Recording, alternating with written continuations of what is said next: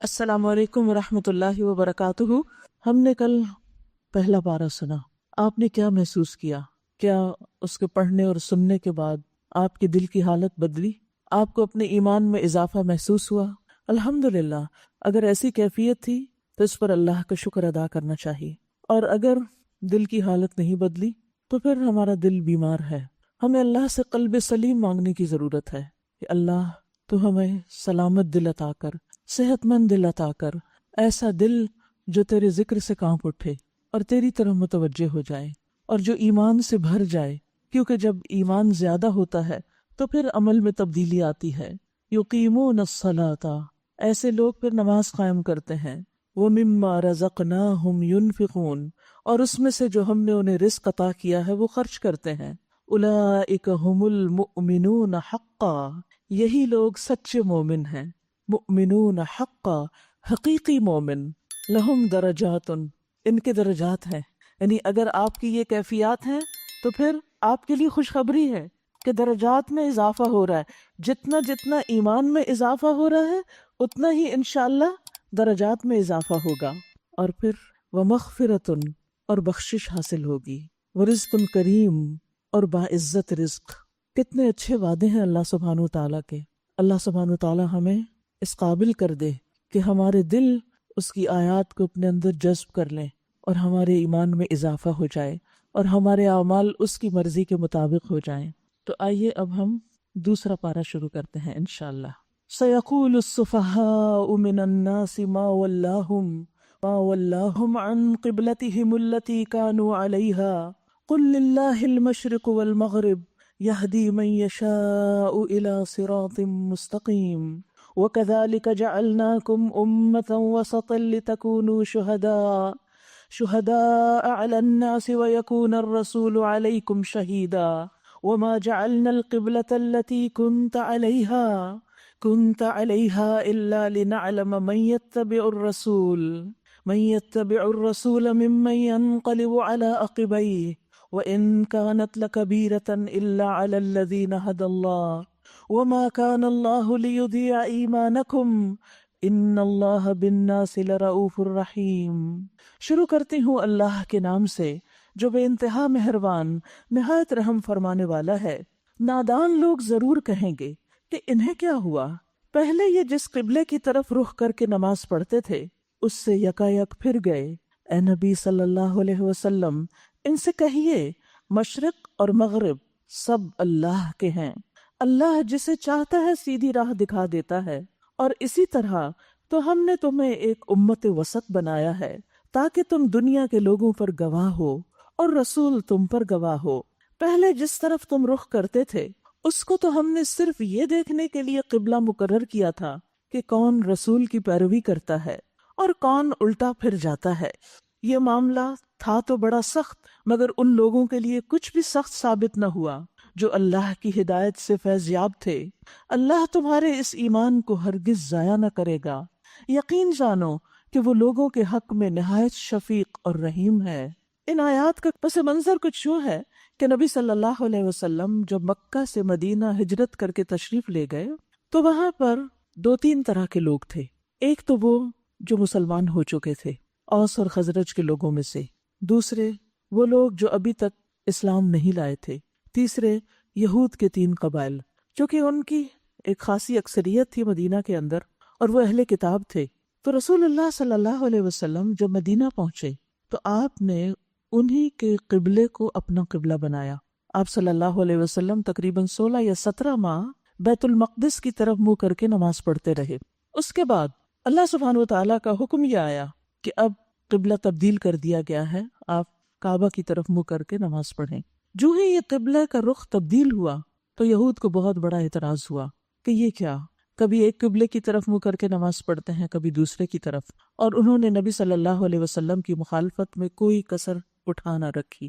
اللہ سبحانہ وتعالیٰ نبی صلی اللہ علیہ وسلم کو تسلی دیتے ہوئے فرماتے ہیں سَيَقُولُ السُّفَهَاءُ مِنَ النَّاسِ، لوگوں میں سے جو ناسمجھ ہیں، نادان ہیں، بے وقوف ہیں، وہ اعتراض کریں گے، لیکن عقل مند لوگ ایسے اعتراضات کی پرواہ نہیں کیا کرتے۔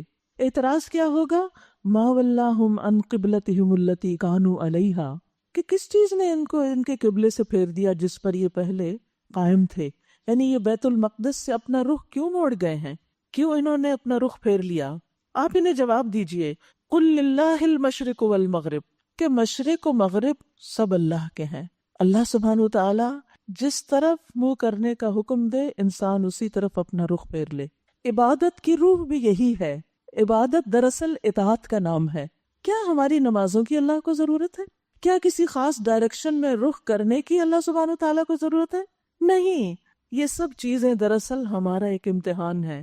ہمیں جانچا اور دیکھا جا رہا ہے کہ ہم اللہ سبحانہ و تعالیٰ کی بات کو کتنی اہمیت دیتے ہیں، کیونکہ انسان کسی بھی ماحول کے اندر ہوتا ہے، اس کا خاص ایک کلچر ہوتا ہے، اس کی کچھ تقالید اور کچھ روایتیں ہوتی ہیں، کچھ وہاں کے نارمز ہوتے ہیں، کچھ لوگوں کی پسند و ناپسند ہوتی ہے۔ لیکن جب انسان دین کی طرف رخ کرتا ہے، اللہ سبحانہ و تعالیٰ کی بات کو اہمیت دینے لگتا ہے، تو پھر کیا ہوتا ہے؟ آپ سب نے بھی اپنی زندگی میں دیکھا ہوگا کہ جو ہی آپ نے لوگوں کا طریقہ چھوڑ کر اللہ سبحانہ و تعالیٰ کی اطاعت اور بندگی کا طریقہ اختیار کیا تو پھر کیا ہوا؟ بہت مخالفتیں ہوئیں کہ انہوں نے اپنے ماں باپ کا طریقہ چھوڑ دیا ہے، انہوں نے اپنے قوم اور کلچر کا طریقہ چھوڑ دیا ہے، انہوں نے اپنی زندگی بدل دی ہے، پہلے یہ کچھ تھے اب یہ کچھ اور کرنے لگے ہیں۔ اس طرح کی بہت سی مخالفتیں ہوتی ہیں۔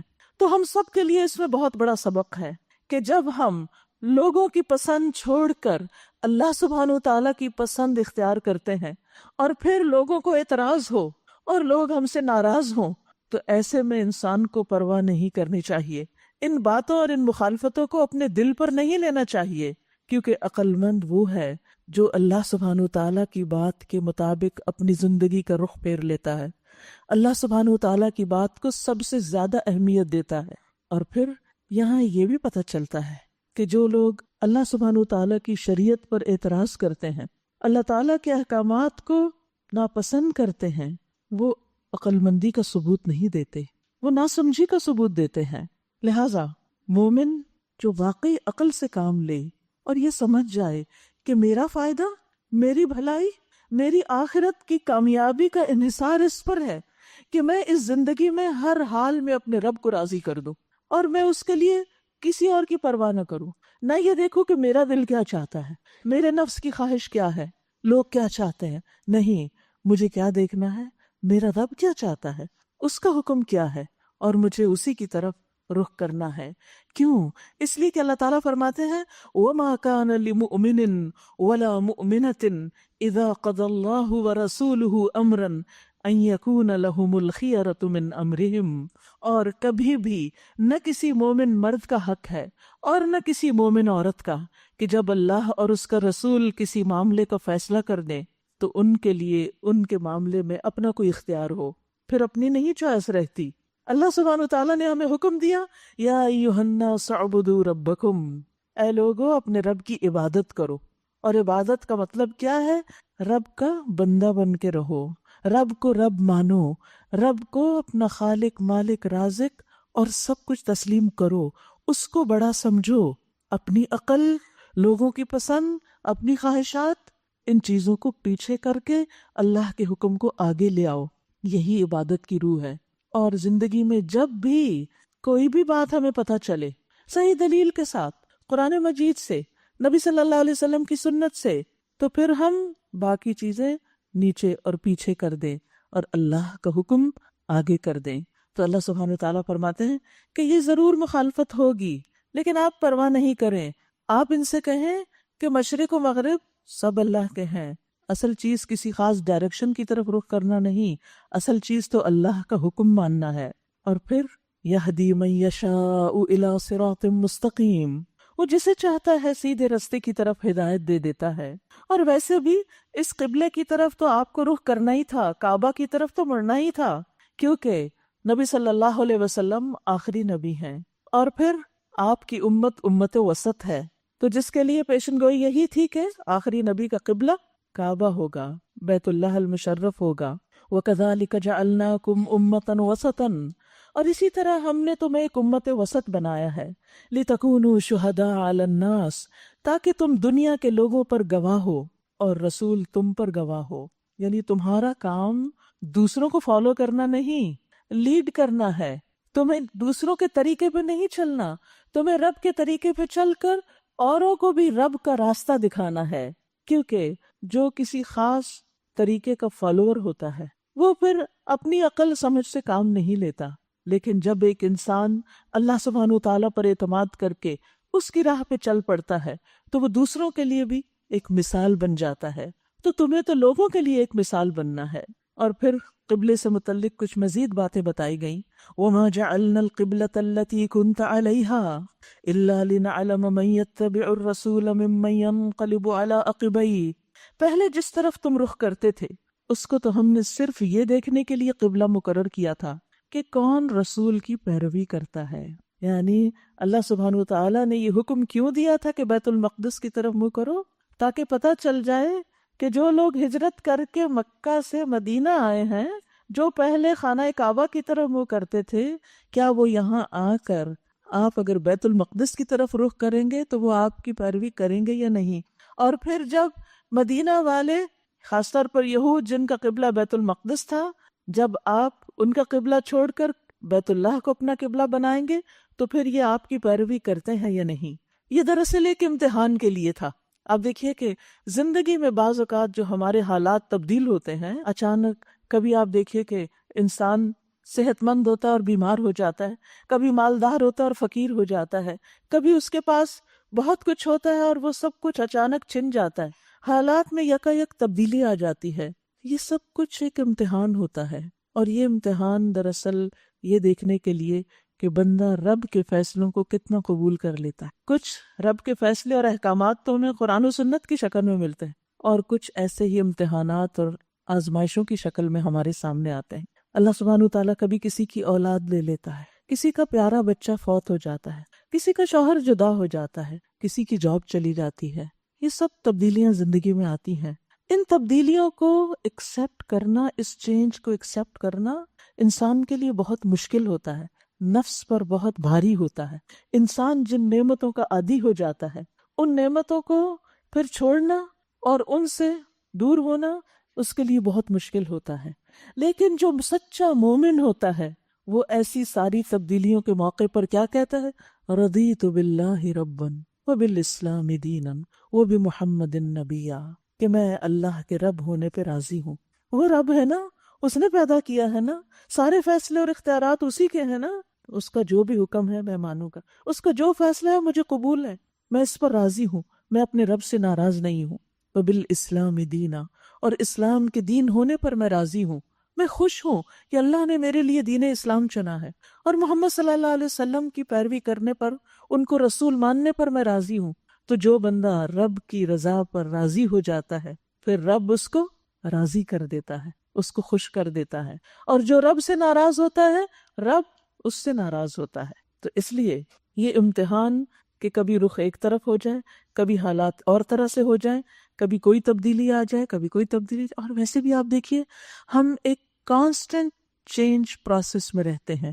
اپنی فزیکل کنڈیشن کو آپ دیکھیے، آپ وہ نہیں ہیں جو آپ پیدا ہوئے تھے، مسلسل تبدیلی آ رہی ہے، حالات میں بھی تبدیلی آ رہی ہے، ہمارے آس پاس رہنے والے لوگوں میں تبدیلی آ جاتی، دوست بدل جاتے ہیں، محبتیں کرنے والے چھٹ جاتے ہیں، بہت کچھ زندگی میں ہوتا ہے۔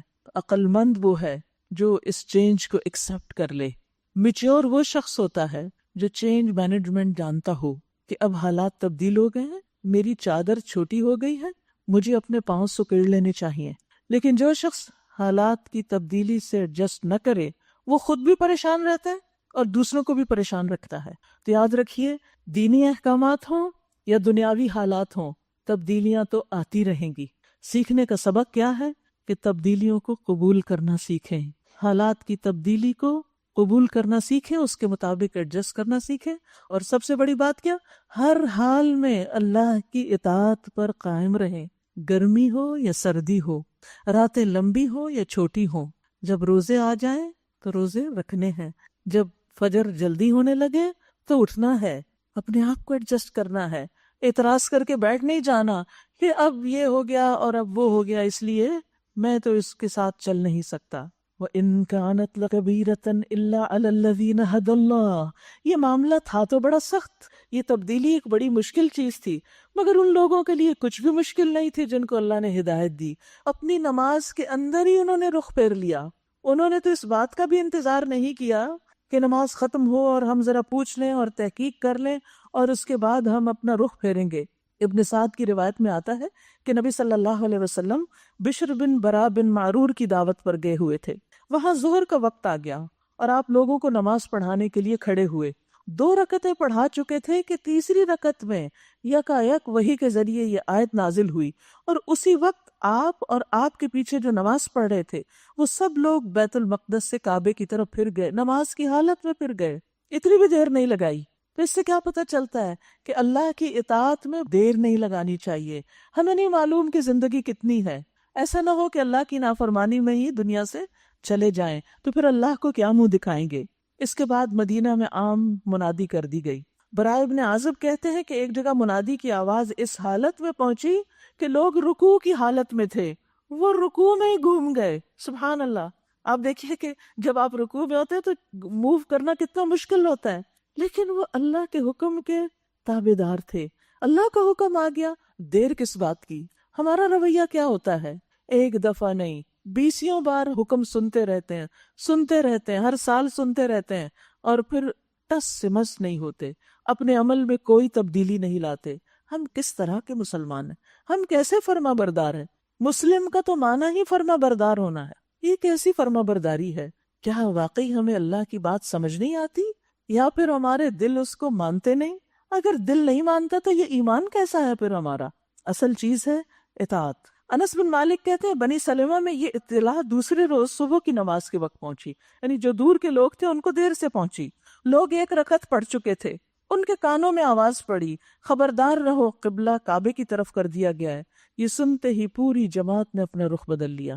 اکیلے بھی نہیں، پوری جماعت میں لوگ نماز پڑھ رہے تھے، اور انہوں نے اس تبدیلی کو خوشی سے قبول کیا اور رب کے حکم کے مطابق پھر گئے۔ اسی لیے اللہ تعالیٰ فرماتے ہیں وَإِن كَانَتْ لَكَبِيرَةً، حکم تو بہت بھاری تھا، بڑا تھا، إِلَّا عَلَى الَّذِينَ هَدَى اللَّهُ، مگر جن کو اللہ نے ہدایت دی ان کے لیے کچھ بھی مشکل نہ تھا۔ وَمَا كَانَ اللَّهُ لِيُضِيعَ إِيمَانَكُمْ، اور اللہ ایسا نہیں کہ تمہارے ایمان ضائع کر دے، کیونکہ لوگوں کو فکر ہوئی کہ اس سے پہلے ہی جو لوگ دنیا سے چلے گئے، یا ہماری وہ نمازیں جو کعبہ کی طرف نہیں تھی ان کا کیا ہوگا؟ تو اللہ تعالیٰ نے فرمایا کہ نہیں، اللہ ان کو ضائع نہیں کرے گا، وہ بھی اللہ کے حکم کے مطابق ہی تھی۔ اب دیکھیے کہ یہ تو نماز پڑھنے کی بات ہے نا، لیکن بعض اوقات ایسا ہوتا ہے کہ ہم اللہ کی نافرمانی میں زندگی بسر کر رہے ہوتے ہیں، گناہ کر رہے ہوتے ہیں، پھر اللہ تعالیٰ ہمیں ہدایت دیتا ہے اور ہم ان گناہوں کو چھوڑ دیتے ہیں، سچی توبہ کر لیتے ہیں۔ آپ کو معلوم ہے کہ سچی توبہ کرنے والے کے لیے کیا خوشخبری ہے؟ اس کے لیے خوشخبری یہ ہے کہ اللہ سبحانہ وتعالیٰ اس کے پچھلے گناہوں کو بھی نیکیوں میں بدل دے گا۔ یہ ہے اللہ کی رحمت۔ وہ نادانی میں کی نا، ہم نے نہ سمجھی میں کی، اب توبہ کر لی، چھوڑ دیا، اللہ تعالیٰ ان کو بھی نیکیاں بنا دے گا۔ اللہ کی رحمت ہر چیز پہ حاوی ہے، اس کے لیے کچھ بھی مشکل نہیں۔ اصل ضرورت اس بات کی کہ ہم اپنے دلوں کو اللہ کے لیے خالص کر لیں اور اس کی رضا پہ راضی ہو جائیں۔ اور یہاں یہ بات بھی قابل غور ہے کہ یہاں اللہ سبحانہ وتعالیٰ نماز کے لیے لفظ ایمان استعمال کر رہے ہیں۔ جیسے پہلے میں نے عرض کیا تھا نا کہ ایمان صرف قول نہیں، ایمان صرف دل کی بات نہیں، ایمان عمل کا نام بھی ہے۔ اور یہاں ایمان سے مراد نماز ہے کہ اللہ تمہاری پچھلی نمازیں ضائع نہیں کرے گا۔ ان اللہ بالناس لرؤوف الرحیم، یقین جانو وہ لوگوں کے حق میں نہایت شفیق الرحیم ہے۔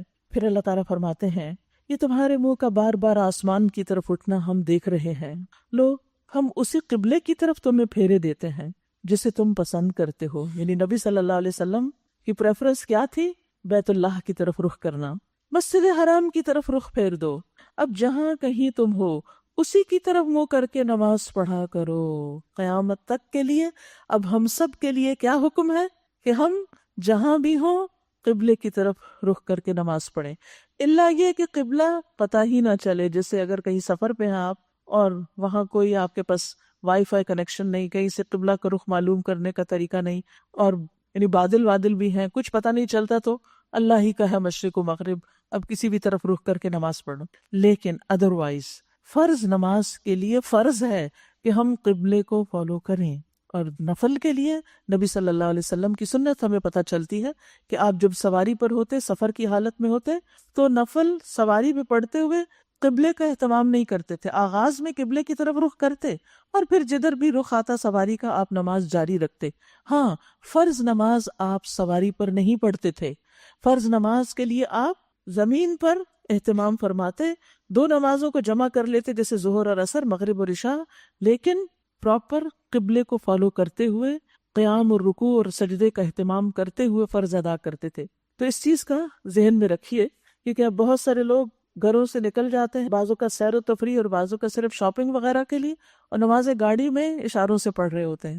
تو گاڑی میں نماز نہیں ہوتی، نماز کے لیے زمین پر گاڑی روکنا نہایت ضروری ہے، الا یہ کہ انسان کسی ایسی حالت میں پھنس جائے کہ کوئی صورت ہی نہیں کہیں نکلنے کی، تو اور بات ہے، ادروائز قبلے کے رخ کا اہتمام ضروری ہے۔ پھر فرمایا یہ لوگ جنہیں کتاب دی گئی خوب جانتے ہیں کہ یہ تحویل قبلہ کا حکم ان کے رب ہی کی طرف سے ہے اور برحق ہے۔ ان یہود کو بھی پتا ہے کہ آخری نبی کا قبلہ کعبۃ اللہ ہی ہوگا، مگر اس کے باوجود جو کچھ یہ کر رہے ہیں اللہ اس سے غافل نہیں ہے۔ تم ان اہل کتاب کے پاس خواہ کوئی نشانی لے آؤ، ممکن نہیں کہ یہ تمہارے قبلے کی پیروی کرنے لگے، یہ نہیں پاسبل کہ وہ تمہارے پیچھے ہیں، وہ تمہیں فالو نہیں کریں گے، اور نہ تمہارے لیے یہ ممکن ہے کہ ان کے قبلے کی پیروی کرو، کیونکہ قبلے کی پیروی کرنا یعنی کعبہ کی طرف رخ کرنا یہ امت مسلمہ کے امتیازی نشانات میں سے ہے، امت مسلمہ کی پہچان ہے، کیونکہ اللہ نے اس گھر کو ایک مرکزیت عطا کی، ایک شرف، ایک آنر بخشا۔ ابراہیم اور اسماعیل علیہ السلام نے اس کو تعمیر کیا، توحید کے پیغام کو عام کرنے کے لیے ساری دنیا میں اس کو ایک بطور سمبل رکھا۔ تو اس قبلے کا اہتمام اور اس قبلے سے محبت اور اس قبلے کی طرف رخ کرنا زندگی میں بھی، اور جب میت کو دفناتے ہیں تو آپ نے دیکھا ہوگا کہ اس طرح دفنایا جاتا ہے کہ اس کا چہرہ قبلے کی طرف پھیر دیا جاتا ہے۔ تو پھر تمہارے لیے ممکن نہیں کہ تم اس قبلے کو چھوڑ دو اور کسی اور قبلے کی طرف رخ کرو، اور ان میں سے کوئی بھی گروہ دوسرے کے قبلے کی پیروی کے لیے تیار نہیں، اور اگر تم نے اس علم کے بعد جو تمہارے پاس آ چکا ہے ان کی خواہشات کی پیروی کی، یعنی ان کو راضی کرنے کے لیے ان کے قبلے کی طرف منہ کر لیا، تو یقیناً تمہارا شمار ظالموں میں سے ہوگا۔ یعنی یہ کوئی چھوٹی سی بات نہیں، اللہ سبحانہ وتعالیٰ کے احکامات کی پیروی، حکم کی پابندی نہایت ضروری ہے۔ الذین آتیناہم الکتاب یعرفونہ یعرفونہ کما یعرفون ابناءہم، جن لوگوں کو ہم نے کتاب دی ہے وہ اس مقام کو جسے قبلہ بنایا گیا ایسے پہچانتے ہیں جیسے اپنی اولاد کو پہچانتے ہیں، مگر ان میں سے ایک گروہ جانتے بوجھتے حق کو چھپا رہا ہے۔ یہ قطعی ایک امر حق ہے تمہارے رب کی طرف سے، لہٰذا اس کے متعلق تم ہرگز کسی شک میں نہ پڑو، یعنی اللہ سبحانہ وتعالیٰ کے احکامات کے بارے میں ہمیں کوئی شک نہیں ہونا چاہیے۔ وَلِكُلٍّ وِجْهَةٌ هُوَ مُوَلِّيهَا، ہر ایک کے لیے ایک رخ ہے جس کی طرف وہ مڑتا ہے، یعنی ہر شخص کی زندگی میں ایک سینٹر آف لائف ہوتا ہے، کوئی چیز ہوتی ہے جس سے وہ محبت کرتا ہے، کوئی مقصد ہوتا ہے زندگی کا جس کے لیے وہ جیتا ہے۔ آپ نے دیکھا ہوگا کہ بعض اوقات لوگوں کی زندگی میں کوئی خاص چیز ختم ہو جائے، کوئی فوت ہو جائے، کوئی چلا جائے، تو کہتے ہیں کہ اب تو جینے کا کچھ مزہ ہی نہیں، اب کس کے لیے جئیں، کیونکہ ان کا سینٹر آف لائف وہ شخص تھا یا وہی خاص چیز تھی یا وہ کچھ کام تھا۔ لیکن ایک مومن کے لیے سینٹر آف لائف کیا ہونا چاہیے؟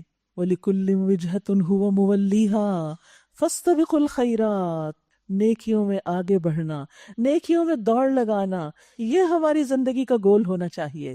ہمیں کس لیے جینا ہے؟ نیکیوں میں دوڑ لگانے کے لیے، ایک دوسرے سے آگے نکلنے کے لیے۔ آپ دیکھیے کہ دنیا کے معاملات میں ہم بعض اوقات اوپنلی اور بعض اوقات سیکریٹلی دوسروں کو کمپیٹ کر کے ان سے آگے نکلنے کی کوشش میں ہوتے ہیں، ہر ایک کسی نہ کسی طرح دوسرے سے آگے جانے کی فکر میں ہوتا ہے، اور کچھ نہیں تو آپ سڑک پہ جا کے دیکھ لیجئے کہ گاڑیاں کس طرح دائیں بائیں سے اوورٹیکنگ کر رہی ہوتی ہیں، اور بچوں کا آپ دیکھ لیجئے گاڑی میں بیٹھ جائیں تو ابا جلدی آگے لے جائیں، آپ اس کو کاٹ دیں، ادھر سے نکلیں۔ بچوں کے اندر بھی نا ایک کمپٹیشن اور ایک آگے نکلنے کا ایک خاص شوق ہوتا ہے، اور ساری زندگی انسان کو کسی نہ کسی طرح یہ شوق لگا ہی رہتا ہے کسی نہ کسی خاص چیز میں آگے نکلنے کا۔ لیکن ایک مومن کے لیے سب سے اہم ترین چیز کیا ہے کہ اسے نیکیوں میں آگے نکلنا ہے اور نیکیوں میں ایک دوسرے کا مقابلہ کرنا ہے۔ لیکن افسوس یہ کہ نیکی کے معاملے میں، اللہ کے حکم کی تعمیل کے معاملے میں ہم یہ دیکھتے ہیں اچھا ابھی اور لوگوں نے کر لیا یا نہیں کیا، اور جب ہم دیکھتے ہیں کہ ابھی اور نہیں کر رہے تو ہم کہتے ہیں خیر خیر ابھی کوئی بات نہیں، ابھی تو فلاں بھی نہیں کر رہا، ابھی فلاں بھی نہیں کر رہا، میں بھی کر لوں گی ایک دن. اور یوں ہی سوچتے سوچتے وقت گنوا دیتے ہیں، پیچھے رہ جاتے ہیں. لیکن مومن کیا کرتا ہے؟ فاستبقوا الخیرات، کیونکہ دنیا میں جو نیکیوں میں آگے جائے گا وہی آخرت میں بھی آگے ہوگا، وہی بلند منزلیں پائے گا. جو دنیا میں نیکی میں پہل کر لے گا وہ جنت میں بھی پہلے داخل ہو جائے گا. یہ سبقت لے جانے والے لوگوں میں سب سے اعلیٰ درجے کے لوگ ہوتے ہیں جو نیکیوں میں آگے جاتے ہیں. مثلا نماز اول وقت پڑھنا، اگر روزے چھٹ گئے ہیں تو جلد از جلد پہلی فرصت میں ان کو پورا کرنا. حج فرض ہو گیا ہے تو حج کی ادائیگی کے لیے فکر مند ہونا. زکوٰۃ کا وقت آ گیا ہے تو ایک دن بھی آگے نہ جانے دینا، مقررہ مدت سے پہلے ہی نکالنے کی فکر کرنا. یہ نہیں کہ 6 مہینے پہلے زکوٰۃ فرض ہوئی تھی اور ابھی تک ہم سوچ رہے ہیں کس کو دیں کس کو نہ دیں. ہاں وہ سوچا ہوا رکھی ہوئی ہے، دیں گے، ابھی کوئی ذرا مستحق نہیں ملا ہمیں. نہیں، آپ کو نکالنا ہے، اس کے لیے پتہ کرنا ہے. اب یہ آپ کا مال ہی نہیں رہا، یہ تو کسی اور کا ہے جو آپ کے مال میں ہے، اور اگر آپ نے نکالنے کی فکر نہ کی تو آپ کے مال کو بھی برباد کرے گا.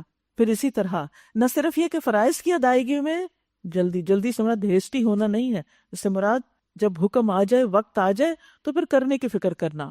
اسی طرح سنت کے معاملے میں بھی، چھوٹی چھوٹی نیکیوں میں بھی جلدی کرنا، آگے بڑھنا، کیونکہ جو آگے بڑھیں گے وہ آگے ہی بڑھ جائیں گے. سورۃ الواقعہ میں آتا ہے والسابقون السابقون اولئک المقربون فی جنات النعیم. اور جو پہل کرنے والے ہیں وہی آگے بڑھنے والے ہیں، یہی مقرب لوگ ہیں، یعنی یہ اللہ کے قریب ترین لوگ ہیں جو نعمتوں والے باغوں میں ہوں گے. اور اس میں آپ دیکھیں حدیث میں ایک عورت کی مثال پتہ چلتی ہے، کیونکہ خواتین کو یہ ہوتا ہے نا کہ اچھا شاید یہ کسی اور کے لیے، ہم تو بہت مجبور ہیں، بہت سے کام ہم اپنی مرضی سے نہیں کر سکتے، ہماری کوئی چوائس نہیں ہوتی. نہیں، جو ہم کرنا چاہتے ہیں وہ کر بھی لیتے ہیں، لیکن نیکی کے کاموں میں آگے کتنا بڑھتے ہیں ہم میں سے ہر شخص کو اپنا جائزہ لینا چاہیے. تو یہ بڑا انٹرسٹنگ سا واقعہ ہے جو حدیث میں آتا ہے کہ ایک خاتون مدینہ میں رہتی تھی اور اس کے پاس کچھ بکریاں تھیں اور وہ چرخہ کاٹتی تھی، وہ تکلا جو ہوتا ہے دھاگا بنانے کا روئی سے، وہ تھا اس کے پاس، اپنا کام کاج کرتی تھی. تو اس نے دیکھا کہ مسلمانوں کا ایک فوجی دستہ کہیں جا رہا ہے اللہ کے راستے میں. تو اس نے کہا کہ میں بھی ان کے ساتھ چلوں گی اور جو کام خدمت میں کر سکی وہ میں کروں گی. اس نے جلد سے جلد فیصلہ کیا اور چل دی.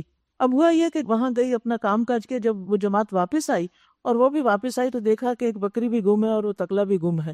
تو کہنے لگی اللہ تو نے اپنے راستے میں نکلنے والے کی حفاظت کی ضمانت دی ہے اور میری بکری اور تکلا گم ہو گیا ہے. اب میں تجھے قسم کے ساتھ واسطہ دے کر تجھ سے اپنی بکری اور تکلا طلب کرتی ہوں، میری بکری واپس دے دے. پھر رسول اللہ صلی اللہ علیہ وسلم اس عورت کے مطالبے کی شدت بیان کرنے لگے کہ وہ کس طرح دعائیں کر رہی تھی کہ میری بکری مجھے چاہیے واپس، میرا تکلا میرا تکلا. تو رسول اللہ صلی اللہ علیہ وسلم نے فرمایا کہ پھر اللہ نے اس کی دعا سنی اور اس کی بکری کے ساتھ ایک اور بکری بھی اس کو ملی اور اس تکلے کی طرح ایک اور بھی ملا. تو اللہ سبحانہ و تعالیٰ اس سے بھی بندے کو آزماتا ہے، کیونکہ جب ہمارا اللہ کے راستے میں نکلنے سے کوئی نقصان ہو جاتا ہے نا تھوڑا بہت، تو بجائے اس کے کہ ہم اللہ ہی سے بات کریں کہ بھئی یہ کیوں ہوا ہے، ہمیں یہ چیز چاہیے واپس، ہم اللہ سے لاڈ نہیں کرتے اور ہم اعتراض کرنے بیٹھ جاتے ہیں اور لوگ بھی ہمیں سنانے بیٹھ جاتے ہیں اور نکلو اور گھر سے جاؤ، یہ تم گئی ہے نا تبھی تو یہ سب کچھ ہوا ہے.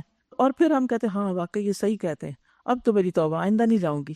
نیکی کے کام میں پیچھے رہ جاتے ہیں. نہیں، یہ مت سوچئے کہ آپ نیکی کے کام میں نکلیں گے تو آپ کی آزمائش نہیں ہوگی، امتحان ہوگا، لیکن پھر اس میں کون ثابت قدم رہتا ہے؟ جو ثابت قدم رہے گا وہی آگے بڑھ جائے گا. اور پھر اگر مشکل آ رہی ہے، کوئی پریشانی ہوئی ہے، کوئی نقصان ہوا ہے، تو وہ بھی اللہ ہی سے مطالبہ کرے کہ پورا کرے ہمارا. بندے کیا کریں گے؟ لیکن ہم پھر بندوں کے پیچھے پڑ جاتے، اس کی وجہ سے یہ ہوا، اس کی وجہ سے یہ ہوا. اللہ سے مانگے، خوب خوب مانگے اور وہ دے گا. تو فاستبقوا الخیرات، کسی بھی وجہ سے نیکیوں میں پیچھے نہ رہیں، نیکیاں کرتے چلے جائیں. کسی کی مخالفت، کسی کے رویے، کسی کی بات سے ہرٹ ہو کے ہمیں پیچھے نہیں ہٹنا چاہیے. ہمیشہ ہر چیز ہماری مرضی کی ہو نہیں سکتی، تو ہمارا فوکس مقصد پہ ہونا چاہیے. ہم نے وہاں پہنچنا ہے، یہ تھوڑی دیکھیں گے کہ ٹریفک ہے یا نہیں. جانا ہے نا، ایئرپورٹ جانا ہو تو جاتے ہیں نا. کیا کرتے ہیں؟ 2 گھنٹے پہلے نکلتے ہیں. جو آدھے گھنٹے کا راستہ ہے وہ 2 گھنٹے پہلے نکل کے پہنچتے ہیں، کیونکہ پہنچنا ہے، پہنچنا بہت ضروری ہے. جانے والے کیا کہتے ہیں؟ میرا جانا، پہنچنا بہت ضروری ہے، بہت ضروری ہے، اس لیے میں پیچھے نہیں رہ سکتا. تو اس لیے فاستبقوا الخیرات. اب دیکھیے کہ یہ جو کی ورڈز میں آپ کو دے رہی ہوں نا، بس اگر پورے پارے میں سے چند ایک بھی آپ اپنے لیے لکھ لیں نا، اور آئندہ کے لیے پھر آپ کو یہ ریمائنڈر دیتے رہیں گے. کہ میں نے تو رمضان میں یہ گول سیٹ کیا تھا، میں نے تو دورہ قرآن کے درمیان یہ بات سوچی تھی، میرے ذہن سے کیوں نکل گئی؟ کیونکہ انسان بھولنے والا ہے، انسان بھولنے والا ہے، لہٰذا اس بھول کا علاج کیجئے، ان چیزوں کو اپنے لیے لکھ لیجئے، اپنے ساتھ قلم ضرور لایا کیجئے، بہت کچھ لمبے چوڑے نوٹس بنانے کی ضرورت نہیں، لیکن کی ورڈز لکھ کر اپنے آپ کو ہمیشہ کے لیے ان چیزوں کا پابند کر لیں۔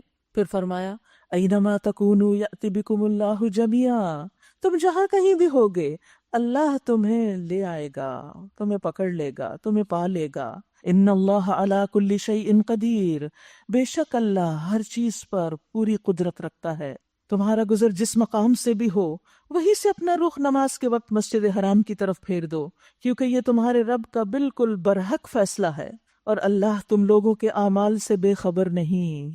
اللہ کو سب پتا ہے تم کہاں کیا کر رہے ہو، اور جہاں سے بھی تمہارا گزر ہو اپنا رخ مسجد حرام ہی کی طرف پھیرا کرو، اور جہاں بھی تم ہو اسی کی طرف منہ کر کے نماز پڑھو۔ یہ دیکھیے کتنا اہم حکم ہے، جہاں بھی تم ہو، ایسٹ میں ہو، ویسٹ میں ہو، پاکستان میں ہو، امریکہ میں ہو، کہیں ہو، اپنا رخ قبلے کی طرف رکھ کے نماز پڑھو، تاکہ لوگوں کو تمہارے خلاف کوئی حجت نہ ملے۔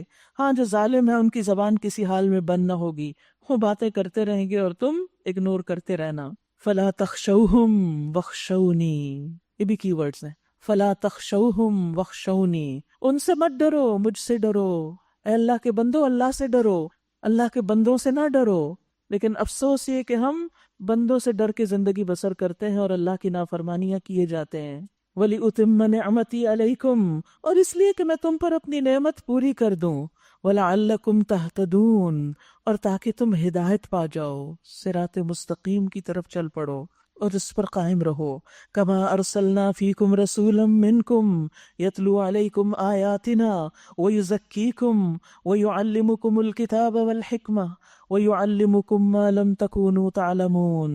یہ اسی طرح جیسے میں نے تمہارے درمیان خود تم میں سے ایک رسول بھیجا جو تمہیں میری آیات سناتا ہے، تمہاری زندگیوں کو سنوارتا ہے، تمہارا تزکیہ کرتا ہے، تمہیں کتاب اور حکمت کی تعلیم دیتا ہے، اور تمہیں وہ باتیں سکھاتا ہے جو تم نہ جانتے تھے۔ لہٰذا اب تم کیا کرو؟ فَاذْكُرُونِي أَذْكُرْكُمْ فَاذْكُرُونِي أَذْكُرْكُمْ وَاشْكُرُوا لِي وَلَا تَكْفُرُونَ، اور میرا شکر ادا کرو اور میری ناشکری نہ کرو۔ یعنی اللہ نے اگر تمہیں آیات سکھائیں، تمہارے تزکیے کا انتظام کیا، تمہیں کتاب اور حکمت کی تعلیم دی، اور تمہیں وہ کچھ سکھایا جو تم نہیں جانتے تھے، تو یہ سب کچھ سیکھ کر جان کر پھر تمہاری زندگی کیسے بسر ہونی چاہیے؟ اللہ کی یاد میں۔ وَلَذِكْرُ اللَّهِ أَكْبَرُ، اللہ کا ذکر سب سے بڑی چیز ہے۔ بندہ مومن اگر اللہ سے محبت کرتا ہے تو بے ساختہ اللہ کو یاد کرتا ہے، ہر حال میں، خوشی میں بھی اور غم میں بھی۔ فَاذْكُرُونِي أَذْكُرْكُمْ، نتیجے میں کیا سامنے آتا ہے، فائدہ کیا ہوتا ہے؟ جو اللہ کو یاد کرتا ہے اللہ تعالیٰ فرماتے ہیں میں تمہیں یاد کرتا ہوں، تم مجھے یاد رکھو میں تمہیں یاد رکھوں گا، تم میرا ذکر کرو میں تمہارا ذکر کروں گا۔ اور آپ کو معلوم ہے کہ جب انسان اکیلے میں اللہ کو یاد کرتا ہے تو اللہ تعالیٰ اکیلے میں اس کو یاد کرتے ہیں، اور جب بندہ بندوں کے بیچ میں بیٹھ کے اللہ کو یاد کرتا ہے تو اللہ سبحانہ و تعالیٰ اس کا ذکر اس سے بہتر مجلس میں کرتے ہیں، فرشتوں کی مجلس میں، کہ دیکھو فلاں میرا بندہ فلاں مجلس میں بیٹھ کر مجھے یاد کر رہا ہے۔ لیکن افسوس کہ ہماری عام طور پر مجلسیں اللہ کے ذکر سے خالی ہوتی ہیں۔ جب ہم لوگوں میں بیٹھے ہوتے ہیں، باتیں کر رہے ہوتے ہیں، تو کہیں بھول کے ہی کوئی بات اللہ کی آ جاتی ہے یاد، ورنہ تو پھر دنیا کے دھندے اور عام باتیں، اللہ کا ذکر کم ہی ہوتا ہے۔ یاد رکھیے کوئی مجلس ایسی نہ ہو کہ جس سے ہم اٹھیں اور اس میں ہم اللہ کو یاد نہ کریں، کیونکہ اس کا اجر اور اس کا فائدہ بہت بڑا ہے۔ ذکر انسان جب تنہائی میں کرتا ہے، اکیلے میں اللہ کو یاد کرتا ہے، تو کس طرح اللہ تعالیٰ اس کو یاد کرتے ہیں؟ اس کا جواب اس حدیث میں ہمیں ملتا ہے۔ رسول اللہ صلی اللہ علیہ وسلم فرماتے ہیں جب بندہ کہتا ہے لا الہ الا اللہ واللہ اکبر، تو اللہ عز و جل فرماتا ہے میرے بندے نے سچ کہا، میرے سوا کوئی الہ نہیں اور میں سب سے بڑا ہوں۔ اور جب بندہ کہتا ہے لا الہ الا اللہ وحدہ، تو اللہ تعالیٰ فرماتا ہے میرے بندے نے سچ کہا، مجھ اکیلے کے سوا کوئی معبود نہیں۔ جب بندہ کہتا ہے لا الہ الا اللہ لا شریک لہ، تو وہ فرماتا ہے میرے بندے نے سچ کہا، میرے سوا کوئی معبود نہیں اور میرا کوئی شریک نہیں۔ جب وہ کہتا ہے لا الہ الا اللہ لہ الملک و لہ الحمد، تو وہ فرماتا ہے میرے بندے نے سچ کہا، میرے سوا کوئی معبود نہیں، بادشاہی میرے ہی لیے ہے، تعریف بھی میری ہی ہے۔ جب بندہ کہتا ہے لا الہ الا اللہ ولا حول ولا قوت الا باللہ، تو اللہ تعالیٰ فرماتا ہے میرے بندے نے سچ کہا، میرے سوا کوئی معبود نہیں، اور میری توفیق کے بغیر گناہ سے بچاؤ نہیں اور نیکی کی طاقت نہیں۔ ابو اسحاق کہتے ہیں کہ اس کے بعد میرے استاد اغر نے حدیث بیان کرتے ہوئے ایک جملہ کہا کہ جسے موت کے وقت یہ کلمات نصیب ہو گئے اسے آگ نہیں چھوئے گی، وہ آگ سے بچ گیا۔ تو آپ سوچئے جب آپ اکیلے میں چپ کر کے ذکر کر رہے تھے نا، اپنے بستر میں لیٹ کے یا کبھی کام کاج میں یا واک کرتے ہوئے، یا ایسے ہی اکیلے بیٹھے اور رب کو یاد کر رہے ہیں، تو رب جواب بھی دیتا ہے۔ وَإِذَا سَأَلَكَ عِبَادِي عَنِّي فَإِنِّي قَرِيبٌ أُجِيبُ دَعْوَةَ الدَّاعِ إِذَا دَعَانِ، میں جواب دیتا ہوں پکارنے والے کی پکار کا۔ تو جب ہم لا الہ الا اللہ پڑھتے ہیں رب جواب دیتا ہے، تو اس لیے ذکر میں کوتاہی یا کمی نہ کیا کریں، رب آپ کے ساتھ ہوتا ہے۔ اور اس سے بڑی بات کیا ہو سکتی ہے؟ آپ بندوں سے بات کرنا چاہتے ہیں، ان کے پاس وقت نہیں ہوتا، جواب ہی نہیں دیتے، بعض اوقات آپ میسج میں میسج کرتے ہیں، کال پہ کال کرتے ہیں، وہ اپنے کاموں میں مصروف ہیں، جواب نہیں دیتے، چھوڑیں ان کو، پکاریں اللہ کو، یاد کریں اللہ کو، ذکر کریں اللہ کا۔ اور پھر اسی طرح حضرت انس کہتے ہیں ایک بدو نبی صلی اللہ علیہ وسلم کے پاس آیا، کہنے لگا اللہ کے رسول مجھے کسی بہترین چیز کی تعلیم دے۔ ایک دیہاتی تھا، ایک عام شخص، تو نبی صلی اللہ علیہ وسلم نے اس کا ہاتھ پکڑ لیا اور فرمایا اس طرح کہا کرو سبحان اللہ والحمد للہ ولا الہ الا اللہ واللہ اکبر۔ تو بدو نے یہ اپنی انگلیوں پہ گن لیا، سبحان اللہ والحمد للہ ولا الہ الا اللہ واللہ اکبر، اور چلا گیا۔ لیکن کچھ سوچنے کے بعد پھر واپس آ گیا، تو نبی صلی اللہ علیہ وسلم اس کو دیکھ کے مسکرائے اور فرمایا خستہ حال بدو اب کچھ سوچنے لگ گیا ہے۔ نہیں، پیار سے اس کو کہا۔ تو اس نے کہا اللہ کے رسول سبحان اللہ والحمد للہ ولا الہ الا اللہ واللہ اکبر، یہ تو ساری اللہ کی تعریف ہے، میرے لیے کیا ہے؟ تو آپ نے فرمایا اے آرابی، جب تم سبحان اللہ کہو گے تو اللہ تعالیٰ کہے گا تم نے سچ کہا، یعنی وہ تمہیں جواب دے گا۔ جب تم الحمدللہ کہو گے تو اللہ تعالیٰ فرمائے گا تم نے سچ کہا۔ جب تم لا الہ الا اللہ کہو گے تو اللہ تعالیٰ کہے گا تم نے سچ کہا۔ جب تم اللہ اکبر کہو گے تو اللہ تعالیٰ کہے گا تم نے سچ کہا۔ اور جب تم اللہم اغفر لی کہو گے تو اللہ تعالیٰ کہے گا میں نے تمہیں بخش دیا۔ اور جب تم اللہم ارحمنی کہو گے تو اللہ تعالیٰ کہے گا میں نے رحم کر دیا۔ اور جب تم اللہم ارزقنی کہو گے تو اللہ تعالیٰ کہے گا میں نے رزق دینے کا فیصلہ کر لیا۔ تو بدو نے اپنے ہاتھ پر 7 کلمات گن لیے، یہ 7 چیزیں مجھے کرنی ہیں، کچھ مشکل نہیں، یہ سب آپ کو آتی ہیں، صرف کم از کم دن میں 1 دفعہ ہی کہہ لیا کریں یا کسی خاص وقت میں اس کو پڑھ لیا کریں۔ بس ہوتا یہ ہے کہ اگر ہم مختلف کاموں کے ساتھ مختلف اذکار کو باندھ لینا تو پھر چھٹتے نہیں، لکھ کے آپ کہیں لگا سکتے ہیں سبحان اللہ والحمد للہ ولا الہ الا اللہ واللہ اکبر، اللہم اغفر لی، اللہم ارحمنی، اللہم ارزقنی، بس اللہ جواب بھی دیتا ہے اور اللہ تعالیٰ دعائیں قبول بھی کرتا ہے۔ فاذکرونی اذکرکم، اس پہ یقین رکھیے، واشکروا لی ولا تکفرون، اور میرا شکر ادا کرو اور میری ناشکری نہ کرنا۔ ذکر کے ساتھ ساتھ ہر حال میں اللہ کا شکر، کیونکہ اللہ کا ہر فیصلہ حکمت پر مبنی ہوتا ہے۔ پھر فرمایا یا ایھا الذین آمنوا استعینوا بالصبر والصلاۃ ان اللہ مع الصابرین، اے لوگو جو ایمان لائے ہو، صبر اور نماز سے مدد لو، یعنی جب تمہیں کوئی چیز تکلیف دے، کوئی ہرٹ کر دے تو ذرا صبر بھی کر لیا کرو۔ ہم میں صبر نہیں ہوتا، ہم فوراً واویلا شروع کر دیتے، رونا دھونا، شکوے شکایتیں ناراضگیاں، چیخ پکار۔ کیا اسی کا نام صبر ہے؟ کیا اس کو صبر کہتے ہیں؟ نہیں، جب دکھ پہنچے تو صبر کرو، ذرا انتظار کرو، ذرا چپ ہو جاؤ، تھوڑا وقت گزرنے دو۔ یہ جو آگ بھڑکی ہے نا تمہارے دل کے اندر، اس نے ٹھنڈا ہونا ہے، اس شعلے نے نیچے آنا ہے، اور پھر یہ تمہاری زبان سے نکلی ہوئی باتیں تمہیں کو شرمندہ کریں گی، تمہارے لیے خیر اور بھلائی کے راستے میں رکاوٹ بنے گی۔ اس لیے ذرا صبر سے کام لو، اور اگر نہیں ہو رہا صبر، اٹھو، وضو کرو اور مصلی پہ کھڑے ہو جاؤ، رو اللہ کے سامنے، کرو فریادیں، مانگو دعائیں، مسئلہ حل ہو جائے گا۔ لیکن ہم نہ صبر کرتے ہیں اور نہ ہی نماز کی طرف رجوع کرتے ہیں، بس جس حال میں ہوتے ہیں اسی کو ریپیٹ کیے چلے جاتے ہیں اور اپنی پریشانیوں میں صرف اضافہ ہی کرتے ہیں، اور اپنے غلط باتوں کے ذریعے بعض اوقات اپنے اعمال کا بھی نقصان کرتے ہیں۔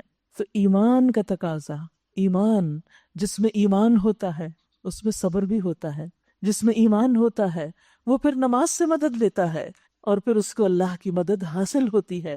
ان اللہ مع الصابرین، بے شک اللہ صبر کرنے والوں کے ساتھ ہے. ہم چاہتے ہیں نا ہمیں اللہ کا ساتھ ملے, کوئی ہو جو ہمیں ہیلپ کرے. بعض اوقات ایسا ہوتا ہے نا, کوئی شخص آپ کو ایسی بات کر دیتا ہے, سارے اس کے ساتھ مل جاتے ہیں, آپ کو اکیلا چھوڑ دیتے ہیں. اس وقت آپ اور فرسٹریٹڈ ہوتے ہیں. اس وقت آپ اگر صبر کریں گے اور تھوڑا انتظار کر لیں گے, دیکھیں کس طرح اللہ آپ کی مدد کرتا ہے اور آپ کا دفاع کرتا ہے اور آپ کو فائدہ پہنچتا ہے. وَلَا تَقُولُوا لِمَن يُقْتَلُ فِي سَبِيلِ اللَّهِ أَمْوَاتٌ, اور وہ لوگ جو اللہ کے راستے میں مارے جائیں انہیں مردہ نہ کہو. یعنی سب سے زیادہ انسان کے لیے دکھ تکلیف کا وقت کون سا ہوتا ہے؟ جب کوئی دنیا سے چلا جاتا ہے, اور خصوصاً اگر کوئی مارا جائے, کوئی اور اس کو مار دے. ایک تو ہوتا ہے نا نیچرل ڈیتھ ہوتی, اور ایک ہوتا ہے کوئی کلنگ ہوتی, تو وہ شوق ہوتا ہے انسان کے لیے. ابھی تو گیا تھا ہنستا کھیلتا, ابھی کہاں چلا گیا, ایک دم چلا گیا. اور پھر خصوصاً اللہ کے راستے میں, کسی اپنے ذاتی کام میں نہیں, اللہ کے دین کی خدمت کرتے ہوئے چلا گیا. ہاں, ایسے لوگوں کے لیے تو بہت بڑا آنر اور اعزاز ہے. اس موقع پہ صبر کرو اور ان کو مردہ بھی نہ کہو. بل احیاء, بلکہ وہ زندہ ہے. ولکن لا تشعرون, لیکن تم شعور نہیں رکھتے.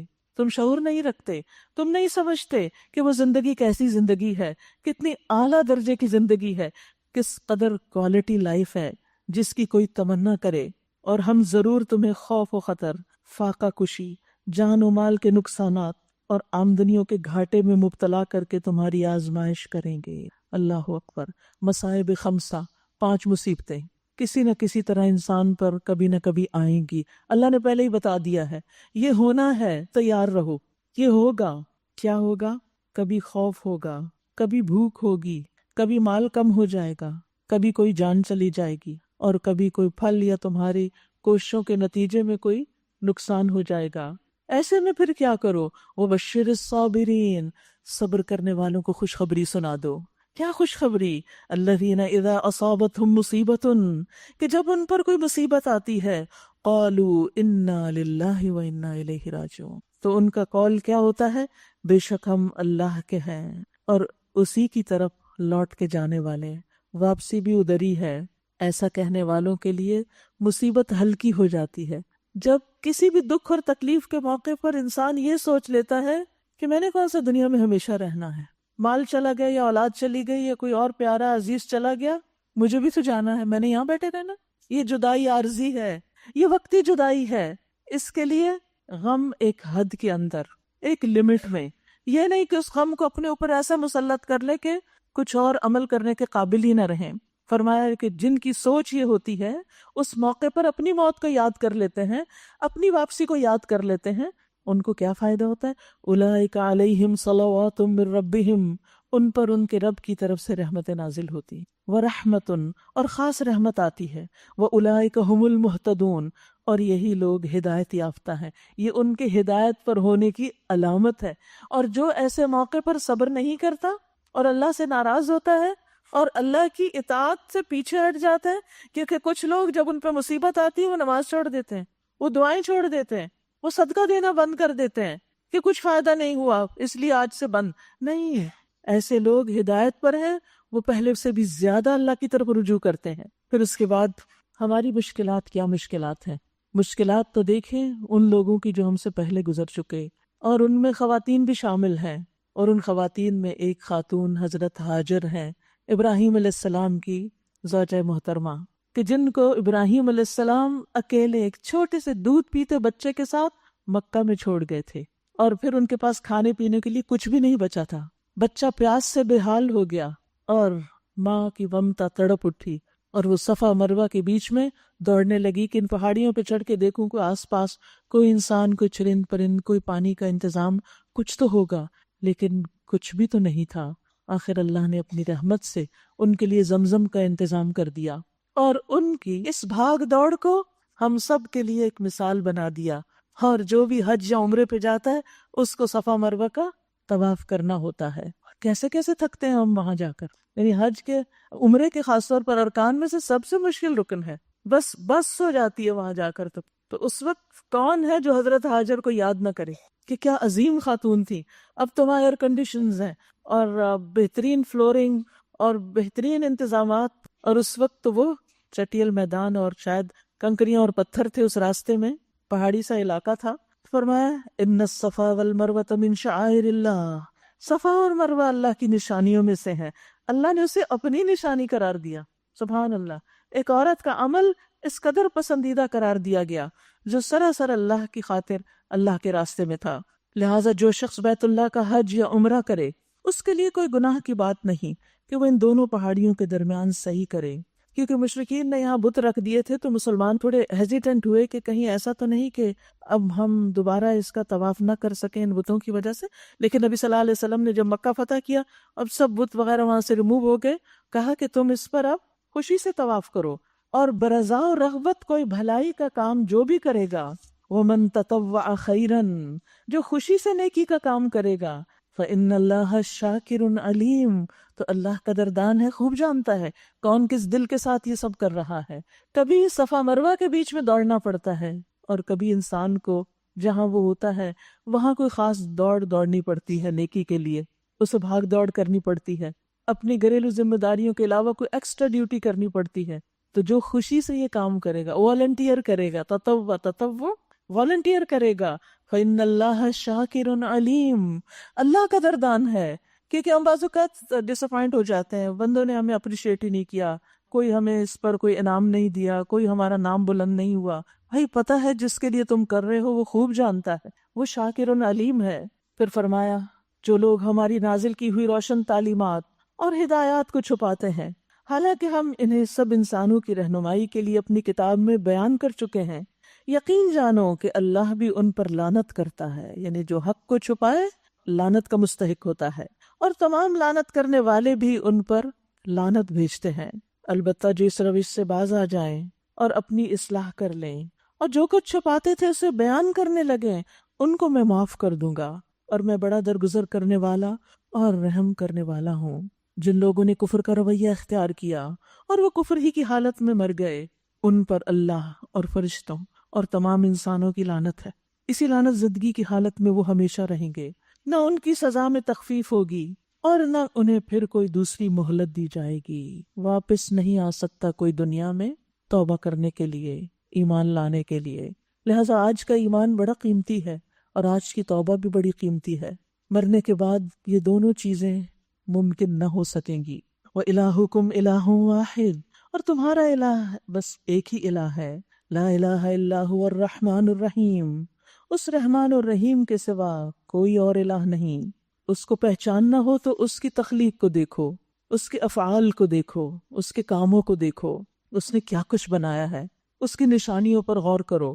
ان فی خلق السماوات والارض واختلاف اللیل والنہار والفلک التی تجری فی البحر بما ینفع الناس، آسمان اور زمین کی پیدائش میں، ساخت میں، رات اور دن کے مسلسل ایک دوسرے کے بعد آنے میں، یعنی ایک جاتا اور ایک آتا ہے، اور ان کشتیوں میں جو انسان کے نفع کی چیزیں لیے ہوئے دریاؤں اور سمندروں میں چلتی پھرتی ہیں. قدیم زمانہ سے یہ ٹرانسپورٹ انسان کے کام آ رہی ہے، جب جہاز نہیں تھے، جب گاڑیاں نہیں تھیں. اور بارش کے اس پانی میں جسے اللہ اوپر سے برساتا ہے. سبحان اللہ، پانی انسان کی زندگی میں نہایت اہم ہے. پانی ہی سے تو زندگی ہے، اور پانی کا انتظام اللہ نے کتنا وافر کیا. ہمارے پاؤں کے نیچے سے بھی نکالا، زمین میں بھی ذخیرہ کیا، اور وہ اوپر سے بھی برساتا ہے. دونوں طرح انسان کو سیراب کیا اس نے. پھر اس کے ذریعے مردہ زمین کو زندگی بخشتا ہے.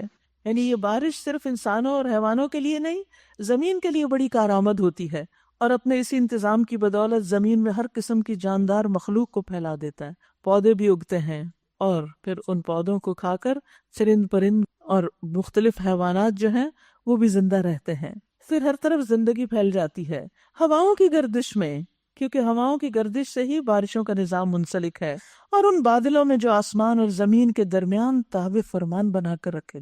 سبحان اللہ، بادل کسی چیز پر رکھے ہوئے نہیں ہیں، ہوائیں اٹھائے ہوئے انہیں، لیکن وہ انویزیبل ہیں، نہ وہ آسمان کے ساتھ جڑے ہوئے اور نہ وہ زمین پر ٹکے ہوئے. بیچ میں، بیچ سے مراد یعنی ہم سے اوپر اتنے فاصلے پر کہ جہاں وہ سہولت کے ساتھ گزر بھی جائیں، اور پھر جہاں جہاں اللہ کا حکم ہو وہاں برس بھی جائیں.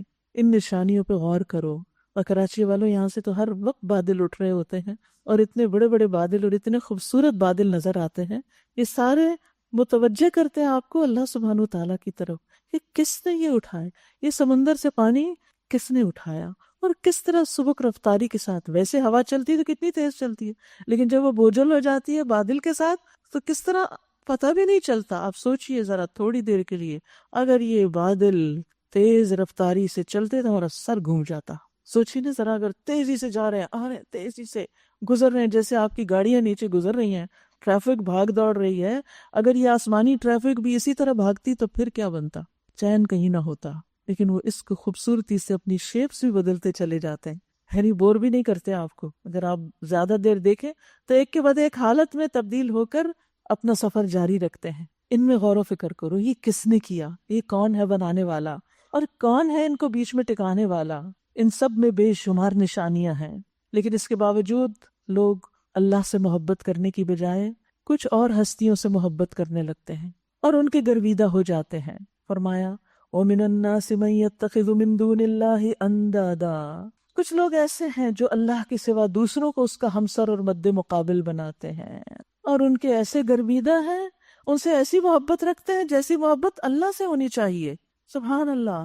یعنی بعض اوقات انسان انسانوں میں اتنا کھو جاتا ہے کہ ہر وقت انہی کی یاد دل پہ سوار رہتی ہے، انہی کے بارے میں سوچتا رہتا ہے اور انہی کی باتیں یاد کرتا رہتا ہے اور انہی کے قصے سناتا رہتا ہے یا سنتا رہتا ہے، انہی کی یاد میں اس کو سکون ملتا ہے. لیکن مومن کے لیے تو اللہ کی محبت ہر چیز سے بڑھ کر ہوتی ہے. والذین آمنوا اشد حبا للہ، اور ایمان والے سب سے بڑھ کر اللہ کو محبوب رکھتے ہیں. اس محبت کی نشانی کیا ہے؟ آپ دیکھیے کہ جو کسی انسان سے محبت کرتا ہے پھر وہ اس کا گرویدہ ہوتا ہے، اسی کے ساتھ رہنا چاہتا ہے، اسی کے آگے پیچھے ہو رہا ہوتا ہے، اسی کی یاد ہوتی ہے، اسی کو خوش کرنے میں لگا رہتا ہے. لیکن جواب کیا ملتا ہے؟ بہت دفعہ آپ نے دیکھا ہوگا کہ جن سے آپ محبت کرتے ہیں وہ آپ کی پرواہ بھی نہیں کرتے، اور پھر دل ٹوٹتے ہیں اور پھر انسان پریشان ہوتا ہے. لیکن اللہ محبت کی زبردست قدردانی کرتا ہے. اللہ سے بڑھ کر اس محبت کا کوئی قدردان نہیں. لہذا ایمان کی علامت، پھر ایمان کی بات کروں گی، والذین آمنوا، جن کے اندر ایمان ہوتا ہے، اشد حبا للہ، اللہ کی محبت میں سب سے زیادہ شدید ہوتے ہیں، سب چیزوں سے بڑھ کر اللہ سے محبت کرتے ہیں، اپنی اولاد، اپنے رشتہ دار، عزیز، دوست، حتیٰ کہ اپنی جان سے بھی بڑھ کر اپنے رب کو چاہتے ہیں. ایسے چاہنے والوں کی نشانیاں کیا ہیں؟ یاد رکھیے، جب اللہ کی محبت دل میں جگہ پکڑ لیتی ہے تو وہ اعضاء پر ظاہر ہونے لگتی ہے، وہ ظاہر میں نظر آنے لگتی ہے. کیسے؟ ایسا انسان اللہ کی اطاعت میں دوڑتا ہے، فاستبقوا الخیرات اس کی زندگی کا موٹو ہوتا ہے. وہ اللہ کی رضا کو حاصل کرنے کا حریص ہوتا ہے، وہ اللہ کے ساتھ سرگوشیاں اور مناجات کرنے میں لذت محسوس کرتا ہے، اسے نماز میں لطف آتا ہے، اسے دعا میں مزہ آتا ہے، اسے ذکر سے سکون ملتا ہے، وہ اللہ کے فیصلوں سے راضی ہوتا ہے، اسے اللہ کی ملاقات کا شوق لگ جاتا ہے، اس کے دل کو اللہ کے ذکر سے انس نصیب ہوتا ہے، اور ذکر کے بغیر اس کو وحشت ہوتی ہے. اسے لوگوں کی مجلسوں میں زیادہ مزہ نہیں آتا، اس کا دل تنہائی میں لگنے لگتا ہے، کیونکہ وہ تنہائی میں اپنے رب کو یاد کر سکتا ہے. دنیا اس کے دل سے نکل جاتی ہے، اس کے دل میں ہر اس شخص کی محبت آتی ہے جس سے اللہ محبت کرتا ہے. پھر وہ ایمان والوں سے محبت کرتا ہے، وہ اللہ کے پسندیدہ بندوں سے محبت کرتا ہے، اللہ کے دوستوں سے محبت کرتا ہے، اور پھر وہ ہر چیز سے بڑھ کر اللہ کو چاہتا ہے اور اسی کو ترجیح دیتا ہے. اس کے احکامات اس کے لیے ہر ایک کے حکم سے آگے ہو جاتے ہیں. یہ ہے وہ بندہ جو واقعی اللہ سے محبت کرتا ہے. بخاری میں حدیث قدسی میں آتا ہے، ابو ہریرہ کہتے ہیں رسول اللہ صلی اللہ علیہ وسلم نے فرمایا، اللہ تعالیٰ فرماتا ہے کہ فرائض کی ادائیگی سے زیادہ بندہ کسی چیز سے میرا قرب حاصل نہیں کرتا. یعنی سب سے زیادہ بندہ فرض ادا کر کے اللہ کے قریب ہوتا ہے، اور میرا بندہ مسلسل نوافل کے ذریعے میرا قرب حاصل کرتا ہے، یہاں تک کہ میں اس سے محبت کرنے لگتا ہوں. اور پھر جب میں اس سے محبت کرنے لگتا ہوں تو میں اس کا کان بن جاتا ہوں جس سے وہ سنتا ہے، اس کی آنکھ بن جاتا ہوں جس سے وہ دیکھتا ہے، اس کا ہاتھ ہو جاتا ہوں جس سے وہ پکڑتا ہے، اس کا پاؤں ہو جاتا ہوں جس سے وہ چلتا ہے. اگر وہ مجھ سے کچھ مانگتا ہے تو میں اسے ضرور دیتا ہوں، اور اگر وہ مجھ سے پناہ مانگتا ہے تو میں اسے ضرور پناہ دیتا ہوں. یعنی ایسا بندہ پھر واقعی اللہ کا قرب محسوس کرنے لگتا ہے. اس کے کان، آنکھیں، ہاتھ، دل، زبان، پاؤں، ہر چیز اللہ کی اطاعت میں لگ جاتے ہیں. وہ اللہ کی مرضی کے مطابق زندگی بسر کرتا ہے. اللہ سبحانہ وتعالی ہمیں بھی اپنی ایسی ہی محبت عطا کر دے. لیکن جو لوگ اللہ سے بڑھ کر اور معبودوں کو چاہتے ہیں، ان کا انجام کیا ہوگا؟ کاش جو کچھ عذاب کو سامنے دیکھ کر انہیں سوجنے والا ہے آج ہی ان ظالموں کو سوج جائیں کہ ساری طاقتیں اور سارے اختیارات اللہ ہی کے قبضے میں ہیں، اور یہ کہ اللہ سزا دینے میں بھی بہت سخت ہے. جب وہ سزا دے گا اس وقت کیفیت یہ ہوگی کہ وہی پیشوا اور رہنما جن کی دنیا میں پیروی کی گئی تھی اپنے پیروکاروں سے بے تعلقی ظاہر کریں گے مگر سزا پا کر رہیں گے، اور ان کے سارے اسباب اور وسائل کا سلسلہ کٹ جائے گا، اور وہ لوگ جو دنیا میں ان کی پیروی کرتے تھے کہیں گے کاش ہمیں پھر ایک موقع دیا جاتا، تو جس طرح آج یہ ہم سے بیزاری ظاہر کر رہے ہیں ہم ان سے بیزار ہو کر دکھا دیتے۔ یوں اللہ ان لوگوں کے وہ اعمال جو یہ دنیا میں کر رہے ہیں ان کے سامنے اس طرح لائے گا کہ یہ حسرتوں اور پشیمانیوں کے ساتھ ہاتھ ملتے رہیں گے مگر آگ سے نکلنے کی کوئی راہ نہ پائیں گے۔ یہ ہے غیر اللہ کی محبت کا نتیجہ۔ پھر فرمایا یا ایھا الناس، اے لوگو، سب لوگوں کو خطاب کیا جا رہا ہے۔ کیا حکم ہے؟ کلوا مما فی الارض حلالا طیبا، زمین میں جو حلال اور پاک چیزیں ہیں انہیں کھاؤ۔ دو چیزوں کا اہتمام، ایک حلال ہو، دوسری صاف ستھری ہو، طیب ہو، اور شیطان کے بتائے ہوئے راستوں پر نہ چلو، وہ تمہارا کھلا دشمن ہے، تمہیں بدی اور فحش کا حکم دیتا ہے اور یہ سکھاتا ہے کہ تم اللہ کے نام پر وہ باتیں کہو جن کے متعلق تمہیں علم نہیں کہ وہ اللہ نے فرمائی ہیں۔ ان سے جب کہا جاتا ہے کہ اللہ نے جو احکام نازل کیے ہیں ان کی پیروی کرو تو جواب دیتے ہیں کہ ہم تو اسی طریقے کی پیروی کریں گے جس پر ہم نے اپنے باپ دادا کو پایا۔ اچھا، اگر ان کے باپ دادا نے عقل سے کچھ بھی کام نہ لیا ہو اور راہ راست نہ پائی ہو تو کیا پھر بھی یہ انہی کی پیروی کیے چلے جائیں گے؟ یہ لوگ جنہوں نے اللہ کے بتائے ہوئے طریقے پر چلنے سے انکار کر دیا ان کی حالت بالکل ایسی ہے جیسے چرواہا جانوروں کو پکارتا ہے اور وہ ہانک پکار کی صدا کے سوا کچھ نہیں سمجھتے، کچھ نہیں سنتے۔ یاد رکھیے جب انسان غیر اللہ کی محبت میں ڈوب جاتا ہے تو پھر اللہ کی بات اس کو سمجھ نہیں آتی، بس وہ ایک آواز ہوتی ہے، وہ دل میں نہیں اترتی، اس لیے کہ دل میں تو کچھ اور بیٹھا ہوا ہے۔ لیکن جب انسان اپنے دل کو اللہ کے لیے خالی کر لیتا ہے اور اس کا دل اللہ کی محبت اور اللہ پر ایمان سے بھر جاتا ہے تو پھر اللہ سبحانہ و تعالیٰ کا چھوٹے سے چھوٹا حکم بھی اس کے لیے بہت امپورٹنٹ ہو جاتا ہے، بہت اہم ہو جاتا ہے۔ فرمایا یہ بہرے ہیں، گنگے ہیں، اندھے ہیں، کیونکہ حق نہیں سنتے سمجھتے، اس لیے کوئی بات ان کی سمجھ میں نہیں آتی۔ پھر ایمان والوں سے خطاب ہے، یا ایھا الذین آمنوا، اے لوگو جو ایمان لائے ہو، اگر تم حقیقت میں اللہ کی عبادت کرنے والے ہو تو جو پاک چیزیں ہم نے تمہیں بخشی ہیں انہیں بے تکلف کھاؤ اور اللہ کا شکر ادا کرو۔ ایمان والوں کو بھی کیا حکم ہے؟ طیب کھاؤ، پاکیزہ کھاؤ، جنک نہیں کھاؤ، اور کھا کر اللہ کا شکر ادا کرو۔ تو وہ کھانا بھی عبادت ہو جائے گا۔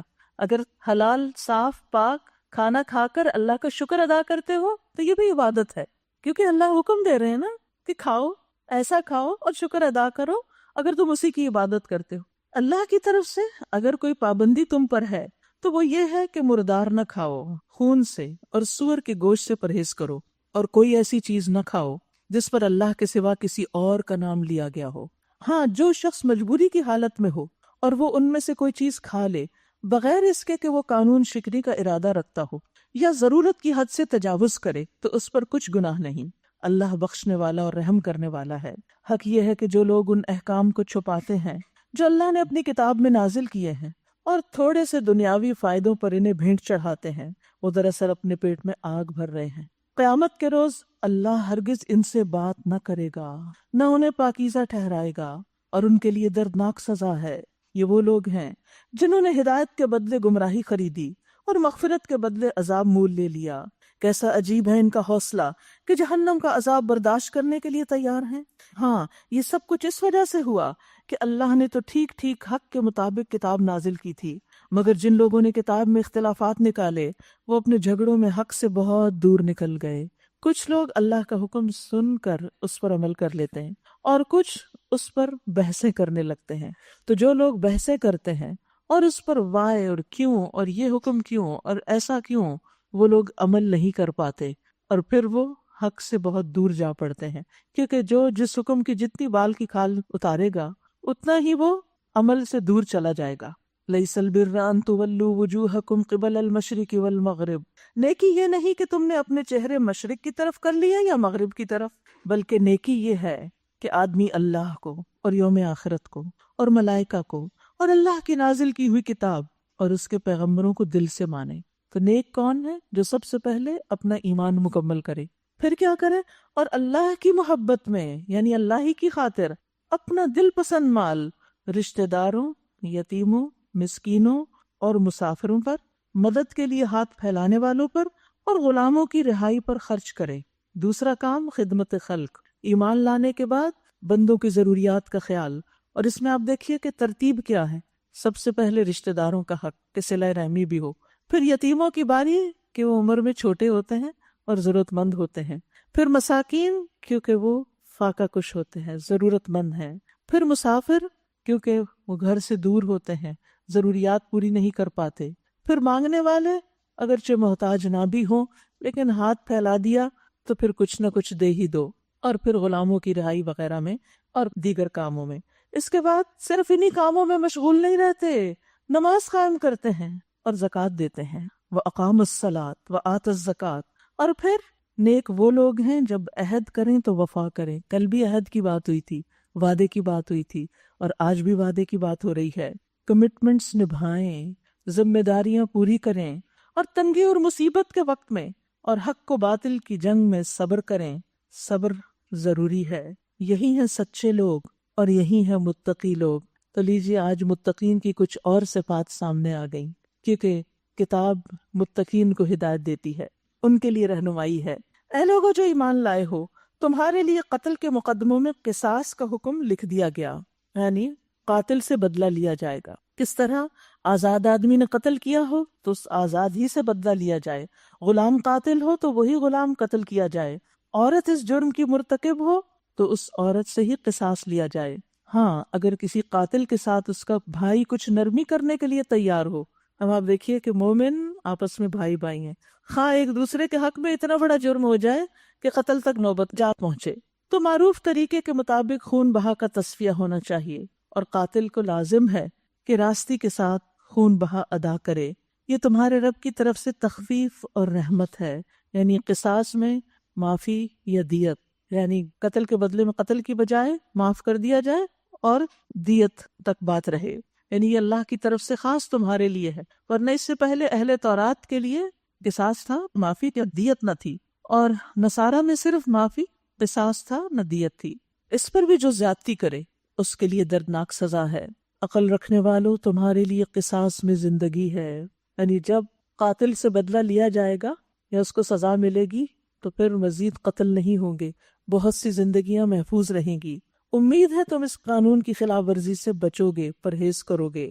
تم پر فرض کیا گیا کہ جب تم میں سے کسی کی موت کا وقت آئے اور وہ اپنے پیچھے مال چھوڑ رہا ہو تو والدین اور رشتہ داروں کے لیے معروف طریقے سے وصیت کرے۔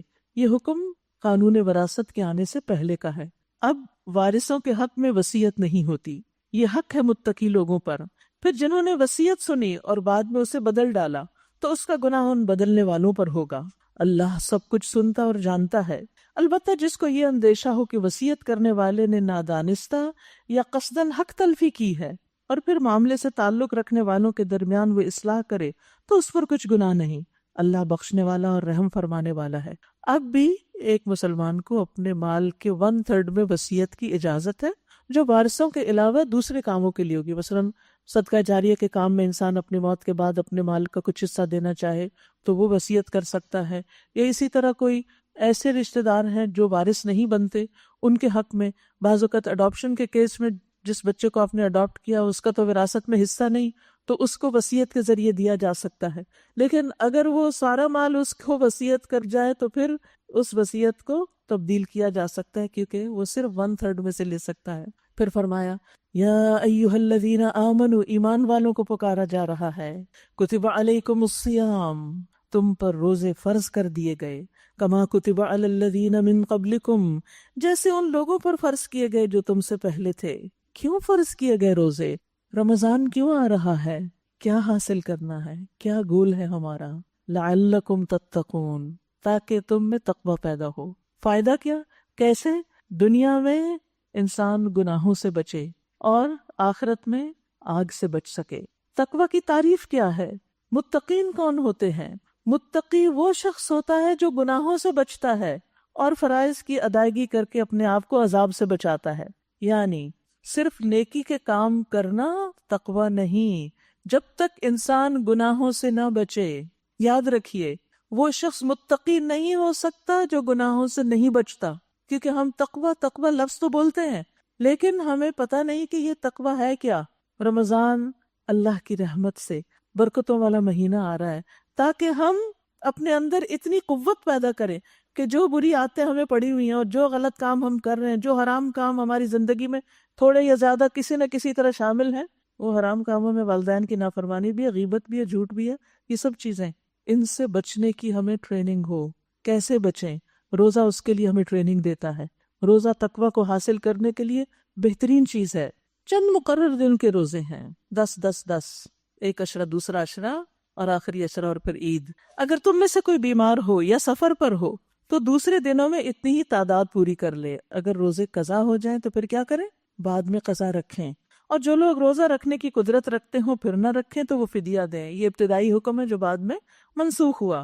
ایک روزے کا فدیہ ایک مسکین کو کھانا کھلانا ہے، اور جو اپنی خوشی سے کچھ زیادہ بھلائی کرے، 2 وقت کا کھانا کھلا دے، زیادہ مسکینوں کو کھلا دے، فَهُوَ خَيْرٌ لَهُ، تو وہ اس کے حق میں زیادہ بہتر ہے۔ یعنی ایک طرف بتا دیا گیا کہ کتنا کرنا ہے، اور دوسری طرف بتا دیا گیا کہ زیادہ کی کوئی لیمٹ نہیں، جتنا چاہو کرو۔ تو ہم عام طور پر ایسے احکامات میں صرف اتنے پہ رہتے ہیں جتنا ہمیں کہہ دی۔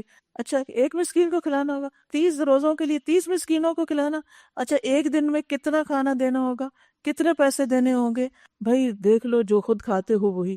اچھا پھر وہ بریانی اور وہ جو رمضان میں تو زیادہ کھاتے ہیں نا، اور بھی حالانکہ روزے کا مقصد تو یہ کہ ذرا کھانا لمیٹڈ رکھو، لیکن ہم تو تھوڑا اور آگے کو چلے جاتے، تو وہ مسکین کو بھی وہی کھلاؤ جو خود کھاتے ہو۔ تو ایسے میں صرف ناپ ناپ کے، تول تول کے، گن گن کے نہیں، کھلے دل سے دو، دینے والوں کو ملتا ہے۔ صدقہ کرنے سے مال کم نہیں ہوتا، جب آپ دیتے ہیں تو اللہ تعالیٰ کئی گنا بڑھا کے آپ کو لوٹاتا ہے۔ لہٰذا روزہ تو اس لیے بھی ہے کہ بھوک سے تمہیں مسکینوں کا خیال آئے۔ مسکین ہوتے ہیں نا وہ لوگ جن کو پورا کھانے کو نہیں ملتا، جن کے پاس ضروریات زندگی پوری کرنے کے لیے سب کچھ نہیں، ان کی تکلیفوں کو بھی محسوس کر سکو۔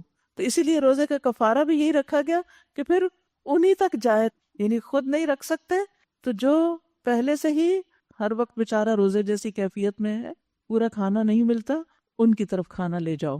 وَأَن تَصُومُوا خَيْرٌ لَكُمْ، لیکن اگر تم سمجھو تو تمہارے حق میں اچھا یہی ہے کہ روزہ رکھو، ان کنتم تعلمون، اگر تم جانتے ہو۔ یعنی چھوٹی چھوٹی باتوں پر، چھوٹے چھوٹے عذر پر روزہ چھوڑ نہ دو۔ وہ ڈاکٹر نے کہہ دیا ہے، ہو سکتا ہے ڈاکٹر کو آپ نے پوری کیفیت بتائی نہ ہو، بس اتنی بتائی ہو کہ جس سے ڈاکٹر مرضی کے مطابق فیصلہ دے دے۔ یہ وہ مفتی صاحب نے کہا ہے، ہو سکتا ہے مفتی صاحب کو آپ نے پوری بات نہ بتائی ہو، تو وہ الزام مفتی صاحب پہ نہیں جائے گا، آپ پہ آئے گا۔ اس لیے روزہ ایک فرض عبادت ہے، گھبرا کے چھوٹی موٹی بات سے اسے نہیں چھوڑیں، کوشش کریں رکھنے کی، اور اگر ہاں واقعی مرنے لگے تو پھر کھول لیں۔ لیکن آج تک کوئی روزہ رکھ کے مرا نہیں، میں نے نہیں سنا کیونکہ روزہ رکھ کے مرا ہو۔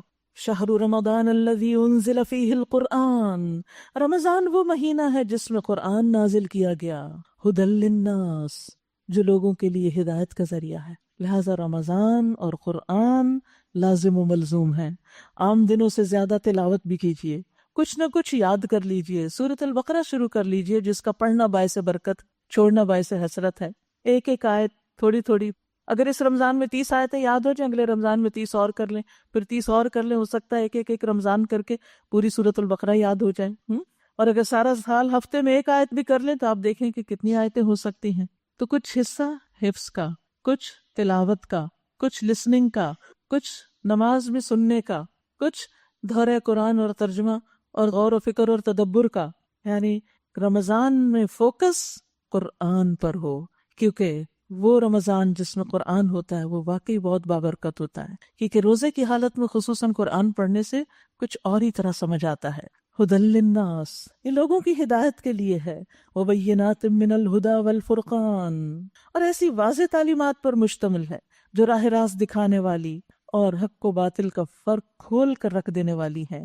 لہٰذا اب سے جو شخص اس مہینے کو پائے اس کو لازم ہے کہ اس پورے مہینے کے روزے رکھے، اور جو کوئی مریض ہو یا سفر پر ہو تو وہ دوسرے دنوں میں روزوں کی تعداد پوری کرے۔ اللہ تمہارے ساتھ نرمی کرنا چاہتا ہے، سختی کرنا نہیں چاہتا۔ یعنی جہاں روزہ رکھنے کی اہمیت بہت زیادہ ہے، کیونکہ آپ دیکھیے کہ اللہ تعالیٰ نے فرمایا کہ الصوم لی وانا اجزی بہ، روزہ میرے لیے اور میں خود اس کی جزا دوں گا۔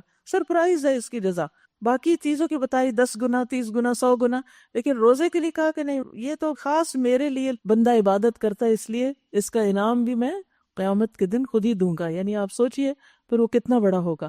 تو اس لیے بہت ہی بہترین عبادت ہے، وَأَن تَصُومُوا خَيْرٌ لَكُمْ، لیکن اس کے باوجود اللہ سبحانہ تعالیٰ بندوں پر بڑا مہربان ہے کہ اگر کسی کے لیے روزہ بہت مشقت کا باعث ہے، بیمار ہے، بوڑھا ہے، حاملہ عورت ہے، بچے کو دودھ پلانے والی کہ بچے کے لیے اور کچھ نہیں کھانے کو، فیڈر ویڈر ہو تو اور بات ہے، لیکن اگر صرف ہولی سولی آپ کے دودھ پر ہے بچہ، تو پھر اس صورت میں رمضان میں روزہ چھوڑنے کی اجازت ہے، اور جو بعد میں رکھ سکے تو وہ رکھ لے، لیکن اگر کوئی ایسا بوڑھا بیمار ہے جو بعد میں بھی نہیں رکھ سکتا تو پھر فدیہ ہی کافی ہوگا۔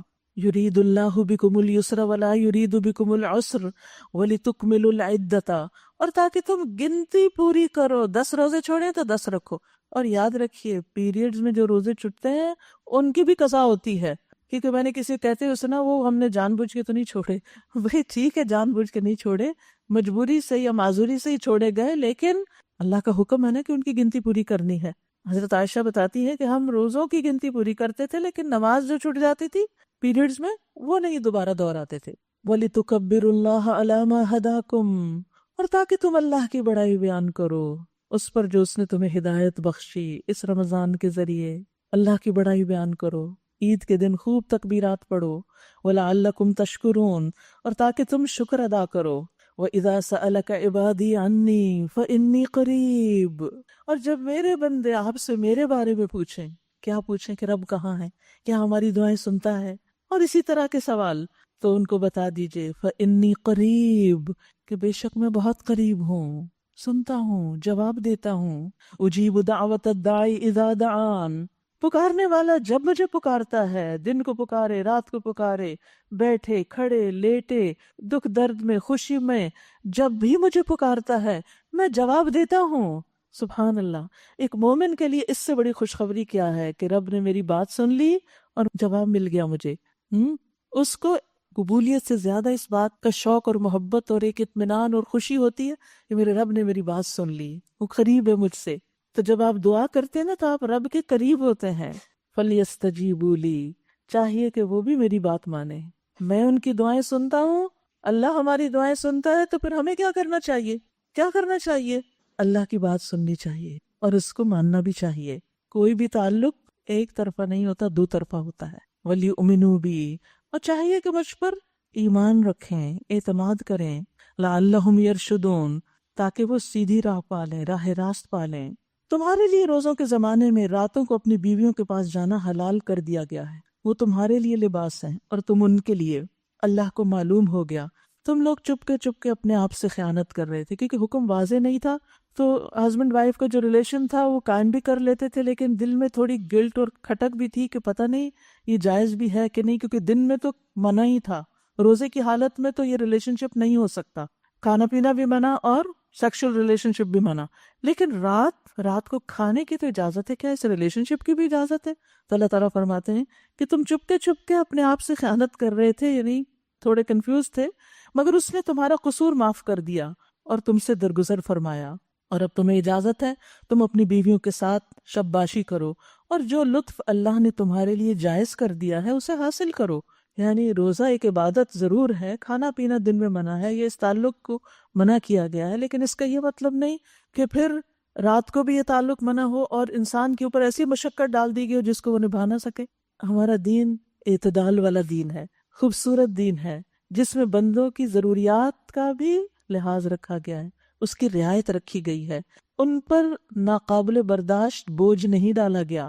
فرمایا نیز راتوں کو کھاؤ پیو یہاں تک کہ تم کو سیاہی شب کی دھاری سے سفیدہ صبح کی دھاری نمایاں نظر آ جائے، یعنی سحری کا وقت ہو جائے، تب یہ سب کام چھوڑ کر رات تک اپنا روزہ پورا کرو، اور جب تم مسجدوں میں اعتکاف میں ہو تو بیویوں سے مباشرت نہ کرو۔ اعتکاف میں یہ تعلق نہیں ہو سکتا، یہ اللہ کی باندھی ہوئی حدیں ہیں، یہ لمٹس ہیں، ان کو نہیں کراس کرنا، یہ باؤنڈریز ہیں اس کی، ان کے قریب نہ پھٹکنا، کیونکہ قریب جانے سے کیا ہوگا، جیسے کل بھی ہم نے پڑھا، انسان اس میں جا پڑے گا جس سے منع کیا اللہ نے۔ اس طرح اللہ اپنے احکام لوگوں کے لیے بصراحت بیان کرتا ہے، توقع ہے کہ وہ غلط رویے سے بچیں گے، اور تم لوگ نہ تو آپس میں ایک دوسرے کے مال ناروا طریقے سے کھاؤ، اور ناروا طریقے کیا ہیں کہ زبردستی، جبر سے، غصب، ڈاکہ، چوری، خیانت، دھوکہ، اور نہ حاکموں کے آگے ان کو اس غرض کے لیے پیش کرو، یعنی رشوت مت دو کہ تمہیں دوسروں کے مال کا کوئی حصہ جان بوجھ کر ظالمانہ طریقے سے کھانے کا موقع مل جائے، یعنی جو شخص روزے میں حلال چیز کھانے سے رک سکتا ہے تو اس کے اندر 30 دن کی اس ٹریننگ سے یہ قوت تو پیدا ہو جانی چاہیے نا کہ رمضان کے بعد بھی وہ حرام طریقوں سے مال کمانا چھوڑ دے، حرام سے بھی بچے۔ جو حلال لقمہ چھوڑ سکتا ہے وہ حرام بھی چھوڑ سکتا ہے، اور یہ رمضان اسی لیے آیا ہے۔ لیکن افسوس یہ کہ ہم رمضان میں تو پابندی کرتے ہیں لیکن رمضان کے بعد پھر بھول جاتے ہیں کہ اللہ نے کس چیز کو استعمال کرنے اور کمانے اور حاصل کرنے سے روکا۔ ان حرام طریقوں سے بھی رکنے کی ضرورت ہے۔ پھر فرمایا یسألونک عن الاحلہ، صحابہ کے کچھ سوالات تھے تو ہم دیکھیں گے کہ بار بار یہ بات آئے گی یسألونک، وہ آپ سے سوال کرتے ہیں، پوچھتے ہیں۔ تو اچھا سوال نصف علم ہوتا ہے، یعنی آدھا علم انسان کسی سے سن کے پڑھ کے حاصل کرتا ہے، اور اس کی تکمیل کب ہوتی ہے؟ جب وہ اس کے بارے میں نہ سمجھ آنے والی بات کو دوسرے سے پوچھ لے۔ صحابہ کرام کو اگرچہ بہت سوالوں کی اجازت نہیں تھی لیکن کچھ ضروری سوالوں کا ذکر قرآن مجید میں کر دیا گیا۔ پہلا سوال کیا ہے یہاں؟ لوگ تم سے چاند کی گھٹتی بڑھتی صورتوں کے متعلق پوچھتے ہیں۔ یعنی کائنات میں غور و فکر کرتے ہوئے انسان سوچتا ہے یہ چاند کبھی چھوٹا ہو جاتا ہے، کبھی بڑا ہو جاتا ہے، کبھی مکمل ہو جاتا ہے، ایسا کیوں؟ اور اس کے ساتھ بہت سے توہمات بھی وابستہ تھے۔ کہیے یہ لوگوں کے لیے تاریخوں کی تعیین اور حج کی علامتیں ہیں، یہ تمہارے لیے ایک عالمی جنتری ہے، کیلنڈر ہے جس سے تم اپنے عبادت کے اوقات معلوم کرو گے۔ رمضان بھی تو کس سے شروع ہوتا ہے؟ حدیث میں ہے صوموا لرؤیتہ، چاند دیکھ کے روزہ رکھو، وافطروا لرؤیتہ، اور چاند دیکھ کر افطار کرو یعنی عید کرو۔ اور اسی طرح حج کا دن بھی چاند کے دیکھنے سے متعین ہوگا کہ 9 ذی الحج عرفہ کا دن کون سا ہے جب حج ادا ہوتا ہے۔ اور حج کی علامتیں ہیں، نیز ان سے کہیے یہ کوئی نیکی کا کام نہیں کہ تم اپنے گھروں میں پیچھے کی طرف سے داخل ہوتے ہو۔ نیکی تو اصل میں یہ ہے کہ آدمی اللہ کی ناراضگی سے بچے، تقوی اختیار کرے، لہٰذا تم اپنے گھروں میں دروازوں سے ہی آیا کرو۔ یہ دور جاہلیت کی ایک رسم تھی کہ ایک دفعہ حج کے لیے نکلے تو پھر واپس اگر کوئی چیز بھول گئے لینے کے لیے آئے تو سیدھے رستے سے نہیں آئیں گے، دروازے سے نہیں آئیں گے، دیوار پیچھے کی بیک ڈور سے آئیں گے۔ فرمایا کہ یہ کوئی نیکی کے کام نہیں، البتہ اللہ سے ڈرتے رہو، واتقوا اللہ، کیوں؟ لعلکم تفلحون، تاکہ تم کامیاب ہو جاؤ، اور تم اللہ کی راہ میں ان لوگوں سے لڑو جو تم سے لڑتے ہیں، مگر زیادتی نہ کرو، کہ اللہ زیادتی کرنے والوں کو پسند نہیں کرتا۔ میدان جنگ میں بھی زیادتی نہیں، عدل کا دین ہے یہ۔ اور ان سے لڑو جہاں بھی تمہارا ان سے مقابلہ پیش آئے، اور انہیں نکالو جہاں سے انہوں نے تمہیں نکالا، اس لیے کہ قتل اگرچہ برا ہے مگر فتنہ اس سے بھی زیادہ برا ہے۔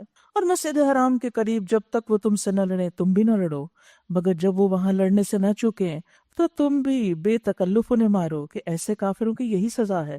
پھر اگر وہ باز آ جائیں تو جان لو کہ اللہ معاف کرنے والا اور رحم فرمانے والا ہے۔ تم ان سے لڑتے رہو یہاں تک کہ فتنہ باقی نہ رہے۔ یعنی مسلمانوں کے لیے لڑائی کا جواز صرف فتنے کو ختم کرنے کے لیے، کسی کی زمین، کسی کا مال، کسی کے ریسورسز کو غصب کرنے کے لیے نہیں، اور دین اللہ کے لیے ہو جائے۔ اور پھر اگر وہ باز آ جائیں تو سمجھ لو کہ ظالموں کے سوا کسی اور پر دست درازی روا نہیں۔ ماہ حرام کا بدلہ ماہ حرام ہی ہے، اور تمام حرمتوں کا لحاظ برابری کے ساتھ ہوگا، لہٰذا جو تم پر دست درازی کرے تم بھی اس پر اس طرح دست درازی کرو، یعنی جیسا کرے اسی طرح کرو۔ البتہ اللہ سے ڈرتے رہو، اور یہ جان رکھو کہ اللہ انہی لوگوں کے ساتھ ہے جو اس کی حدود توڑنے سے پرہیز کرتے ہیں۔ مع المتقین، اللہ کی راہ میں خرچ کرو، اور اپنے ہاتھوں اپنے آپ کو ہلاکت میں نہ ڈالو، کیونکہ بخل ہلاکت کی طرف لے جاتا ہے۔ احسان کا طریقہ اختیار کرو، صرف اس کو نہ دو جو تمہیں دیتا ہے، ان کو بھی دو جو تمہیں نہیں دیتے۔ اور یاد رکھو ان اللہ یحب المحسنین، کہ اللہ یقیناً محسنین کو پسند کرتا ہے، ان سے محبت کرتا ہے۔ اللہ کی محبت حاصل کرنا چاہتے ہو تو لوگوں کے ساتھ احسان کا رویہ اختیار کرو۔ اللہ کی خوشنودی کے لیے جب حج اور عمرے کی نیت کرو تو اسے پورا کرو، اور اگر کہیں گھر جاؤ تو جو قربانی میسر آئے اللہ کی جناب میں پیش کرو، اور اپنے سر نہ مونڈو جب تک کہ قربانی اپنی جگہ نہ پہنچ جائے، مگر جو شخص مریض ہو یا جس کے سر میں کوئی تکلیف ہو اور اس بنا پر وہ اپنا سر منڈوا لے تو اسے چاہیے کہ فدیے کے طور پر روزے رکھے یا صدقہ دے یا قربانی کرے۔ پھر اگر تمہیں امن نصیب ہو جائے تو جو شخص تم میں سے حج کا زمانہ آنے تک عمرے کا فائدہ اٹھائے وہ حسب مقدور قربانی دے، اور اگر قربانی میسر نہ ہو تو 3 روزے حج کے زمانے میں اور 7 گھر پہنچ کر، اس طرح پورے 10 دن روزے رکھ لے۔ یہ رعایت ان لوگوں کے لیے ہے جن کے گھر بار مسجد حرام کے قریب نہ ہوں۔ اور اللہ سے ڈرو، واتقوا اللہ، وَاعْلَمُوا اور جان لو ان اللہ شدید العقاب کہ اللہ سخت سزا دینے والا ہے. یعنی اللہ سبحانہ وتعالیٰ نے تم پر جو احکامات یا جو پابندیاں لگائی ہیں ان کا پاس رکھو، ان کی نافرمانی نہ کرو. حج میں جو بھی ریچولز ہیں ان کو صحیح نبھاؤ. الحج اشہر معلومات، حج کے مہینے سب کو معلوم ہیں. جو شخص ان مقرر مہینوں میں حج کی نیت کرے اسے خبردار رہنا چاہیے کہ حج کے دوران میں اس سے کوئی شہوانی فعل، کوئی بد عملی، کوئی لڑائی جھگڑے کی بات سرزد نہ ہو، اور جو نیک کام تم کرو گے وہ اللہ کے علم میں ہوگا. سفر حج کے لیے زاد راہ ساتھ لے کر جاؤ، اور سب سے بہترین زاد راہ پرہیزگاری ہے، تقوی ہے. بس اے ہوش مندو میری نافرمانی سے پرہیز کرو، کیونکہ یہی تو تقوی ہے.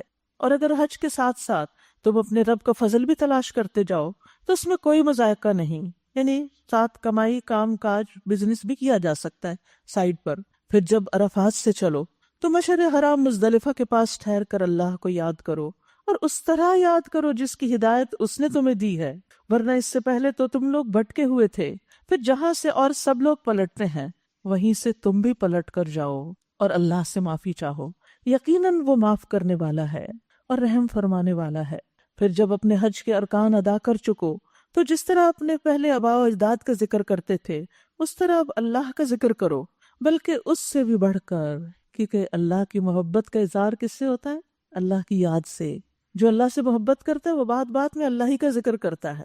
اور ان میں سے کوئی ایسا ہے جو کہتا ہے ربنا آتنا فی الدنیا، اے ہمارے رب ہمیں دنیا میں ہی سب کچھ دے دے. ایسے شخص کے لیے آخرت میں کچھ حصہ نہیں. یعنی حج پر جاؤ تو صرف دنیا کی دعائیں نہیں مانگو.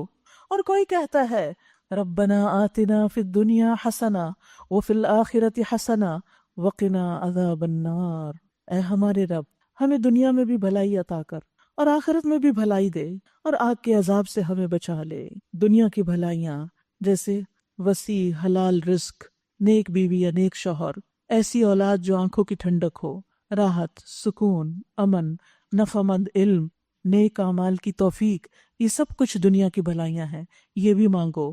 اور آخرت کی بھلائیاں کہ اللہ موت آسان کر دینا، قبر میں ہمارے لیے سلامتی رکھنا، حشر اور جہنم کی سزا سے بچانا اور اپنی رضا سے نوازنا، ہمیشہ رہنے والی جنتوں میں ہمیں ٹھکانہ عطا کرنا اور اپنے دیدار سے ہمیں محروم نہ کرنا. تو یہ دنیا اور آخرت دونوں کی بھلائیاں ہیں. نبی صلی اللہ علیہ وسلم یہ دعا کثرت سے مانگتے تھے. کل کی دعا کیا تھی؟ اہدنا الصراط المستقیم، توجہ کے ساتھ. اور آج کی دعا اللہم ربنا آتنا فی الدنیا حسنۃ وفی الآخرۃ حسنۃ وقنا عذاب النار. حضرت انس کہتے ہیں نبی صلی اللہ علیہ وسلم یہ بہت زیادہ مانگتے تھے، اور آپ دیکھیے اس میں سب کچھ آ جاتا ہے، دنیا اور آخرت دونوں کی بھلائیاں آ جاتی ہیں. اور سب سے بڑھ کر آگ سے بچنے کی خوشخبری، کیونکہ بندہ مومن کو سب سے زیادہ فکر کس چیز کی ہوتی ہے کہ ہمارا وہاں کیا بنے گا، آگے کیا ہوگا. ایسے لوگ اپنی کمائی کے مطابق دونوں جگہ حصہ پائیں گے اور اللہ کو حساب چکاتے کچھ دیر نہیں لگتی. یہ گنتی کے چند روز ہیں جو تمہیں اللہ کی یاد میں بسر کرنے چاہیے. پھر جو کوئی جلدی کر کے 2 ہی دن میں واپس ہو گیا تو کوئی حرج نہیں، یعنی منا سے، اور جو کچھ دیر ٹھہر کر پلٹا تو بھی کوئی حرج نہیں، بشرطے کہ یہ دن اس نے تقوی کے ساتھ بسر کیے ہوں. اللہ کی نافرمانی سے بچو اور خوب جان رکھو کہ ایک روز اس کے حضور میں تمہاری پیشی ہونے والی ہے. انسانوں میں کوئی ایسا ہے جس کی باتیں دنیا کی زندگی میں تمہیں بڑی ولی معلوم ہوتی ہیں، بڑی خوبصورت باتیں کرتا ہے اور اپنی نیک نیتی پر وہ بار بار اللہ کو گواہ ٹھہراتا ہے، مگر حقیقت میں بدترین دشمن حق ہوتا ہے. جب اسے اقتدار حاصل ہوتا ہے تو زمین میں اس کی ساری دوڑ دھوپ اس لیے ہوتی ہے کہ فساد پھیلائے، کھیتوں کو غارت کرے، نسل انسانی کو تباہ کرے. حالانکہ اللہ جسے وہ گواہ بنا رہا تھا فساد کو ہرگز پسند نہیں کرتا. اور آپ دیکھیں کہ دنیا میں یہ چیزیں آپ کو نظر آئیں گی کہ بہت خوبصورت باتیں، لیکن عملی طور پر جو کچھ ہو رہا ہے اس میں انسانوں کے لیے ہلاکت ہی ہلاکت نظر آتی ہے. اور جب اسے کہا جاتا ہے کہ اللہ سے ڈر تو اپنے وقار کا خیال اس کو گناہ پہ جما دیتا ہے، انا کا مسئلہ بنا لیتا ہے. ایسے شخص کے لیے تو بس جہنم ہی کافی ہے، وہی اس کی انا توڑے گی اور وہ بہت برا ٹھکانہ ہے. دوسری طرف انسانوں میں سے کوئی ایسا بھی ہے جو اللہ کی رضا کی طلب میں اپنی جان کھپا دیتا ہے، اور ایسے بندوں پر اللہ بہت مہربان ہے. اے ایمان لانے والو، تم پورے کے پورے اسلام میں داخل ہو جاؤ، پورے کے پورے، پک اینڈ چوز نہیں کرو. کوئی حکم تو دین کا اور کچھ اپنی مرضی کا اور کچھ لوگوں کی پسند کا نہیں. سارے کے سارے احکامات اللہ کی مرضی کے مطابق، اور شیطان کی پیروی نہ کرو کہ وہ تمہارا کھلا دشمن ہے۔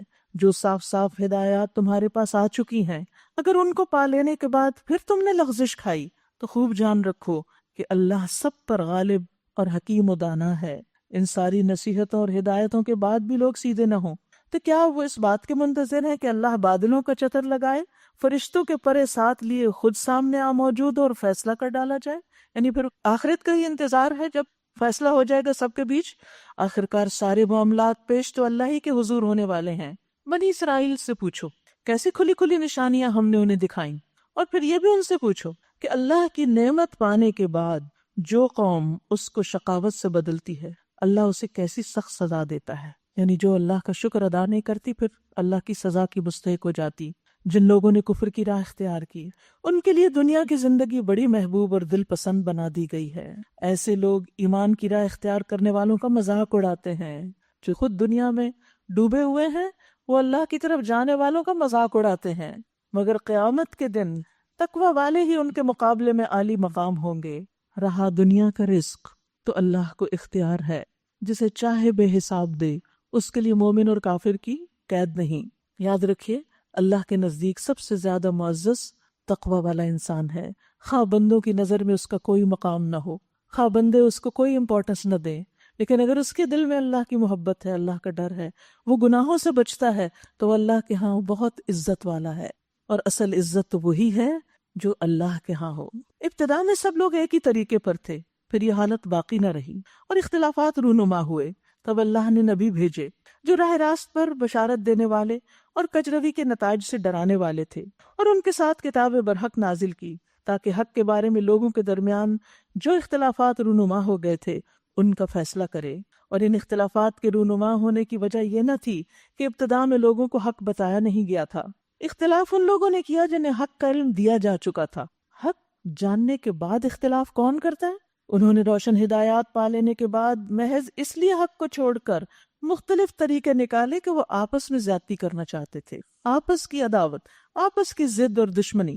بس جو لوگ انبیاء پر ایمان لے آئے انہیں اللہ نے اپنے اذن سے اس حق کا راستہ دکھا دیا جس میں لوگوں نے اختلاف کیا تھا۔ اللہ جسے چاہتا ہے راہ راست دکھاتا ہے۔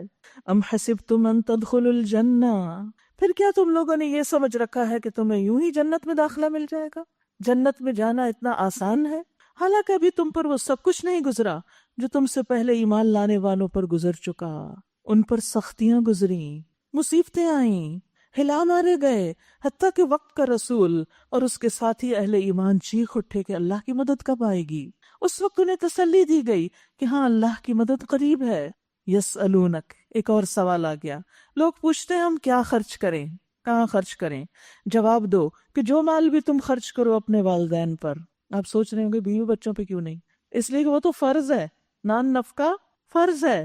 یہاں دل کی خوشی سے دیے جانے والے مال کی بات ہے، تو سب سے پہلا حق احسان کا والدین کے ساتھ، والدین پر، رشتہ داروں پر۔ یاد رکھیے اس معاملے میں ضروری نہیں کہ والدین فقیر غریب ہوں تو ان کو دیں، وہ ملینئر بھی ہوں پھر بھی والدین کو کچھ نہ کچھ دیتے رہیں، کوئی نہ کوئی تحفہ، کیونکہ یہ ان کا دل خوش کرنے کی بات ہوگی۔ ان کا دل خوش کرنے کے لیے ضروری نہیں کہ وہ ضرورت مند ہوں۔ اور آپ نے دیکھا ہوگا کہ جب وہ بڑے ہو جاتے ہیں نا تو بچے جو کچھ دیتے ہیں وہ آگے صدقہ کرتے رہتے ہیں، اور بعض اوقات آپ کی چیزیں ان کو دے دیتے ہیں جن کو آپ پسند نہیں کرتے، پھر بھی دیتے رہا کریں، کیونکہ آپ تو اللہ کے لیے دے رہے ہیں نا، اللہ کو خوش کرنے کے لیے۔ پھر دیگر رشتہ داروں پر، یتیموں پر، مسکینوں اور مسافروں کو، پیچھے بھی یہی ترتیب گزری۔ اور جو بھلائی بھی تم کرو گے اللہ اس سے باخبر ہوگا۔ لوگ اکنالج نہ کریں، لوگ شکریہ ادا نہ کریں، لیکن جب تم نے دے دیا تو اللہ نے لکھ لیا، اللہ کو پتا ہے تم دے رہے ہو، بس اس کا جاننا کافی ہے۔ شہرت کی توقع نہ رکھو، ریاکاری اور دکھاوا نہ کرو، احسان مت جتاؤ۔ پھر فرمایا تمہیں جنگ کا حکم دیا گیا اور وہ تمہیں ناگوار ہے۔ مدینہ آنے کے بعد ظاہر ہے کہ مشرکین نے پھر بھی نہیں چھوڑا، مکہ سے بار بار حملہ کرنے کی تیاریاں کر کے آ جاتے، تو مسلمانوں کو بھی حکم دیا گیا کہ اب تم جواب دو ان کو، لیکن وہ ان کو ناگوار ہوا۔ مومن کو قتال اس لیے ناپسند نہیں ہوتا کہ اللہ کا حکم ہے، نہیں، وہ طبیعت میں ویسے ہی گراں گزرتا ہے نا، مشکل کام ہے، اس میں مال پہ بھی بوجھ پڑتا ہے، نفس کی مشقت بھی ہوتی ہے، جان بھی خطرے میں ہوتی ہے، اس لیے ذرا مشکل کام لگتا ہے۔ اور اسی طرح دیگر ایسے کام جس میں ہماری جان مال وقت لگے وہ بھی ذرا ہمیں مشکل لگتے ہیں۔ ایسا نہیں کہ وہ ہمیں پسند نہیں ہوتے، پسند بھی ہوتے ہیں پھر بھی تھک جاتے ہیں، کبھی مشکل ہو جاتی ہے. تو ایسے میں نفس کے خلاف چلنا ہی اصل جہاد ہے. حدیث میں آتا ہے المجاہد من جاہد نفسہ فی طاعت اللہ. مجاہد وہ ہوتا ہے جو اللہ کی اطاعت کے معاملے میں اپنے نفس سے جہاد کرے، چاہے وہ چھوٹا کام ہو یا بڑا. اور افضل جہاد کیا ہے؟ فرمایا رسول اللہ صلی اللہ علیہ وسلم نے، اللہ عز و جل کی ذات کی خاطر تیرا اپنے نفس اور خواہش سے جہاد کر، اپنی خواہشات کو کنٹرول کرنا افضل جہاد ہے.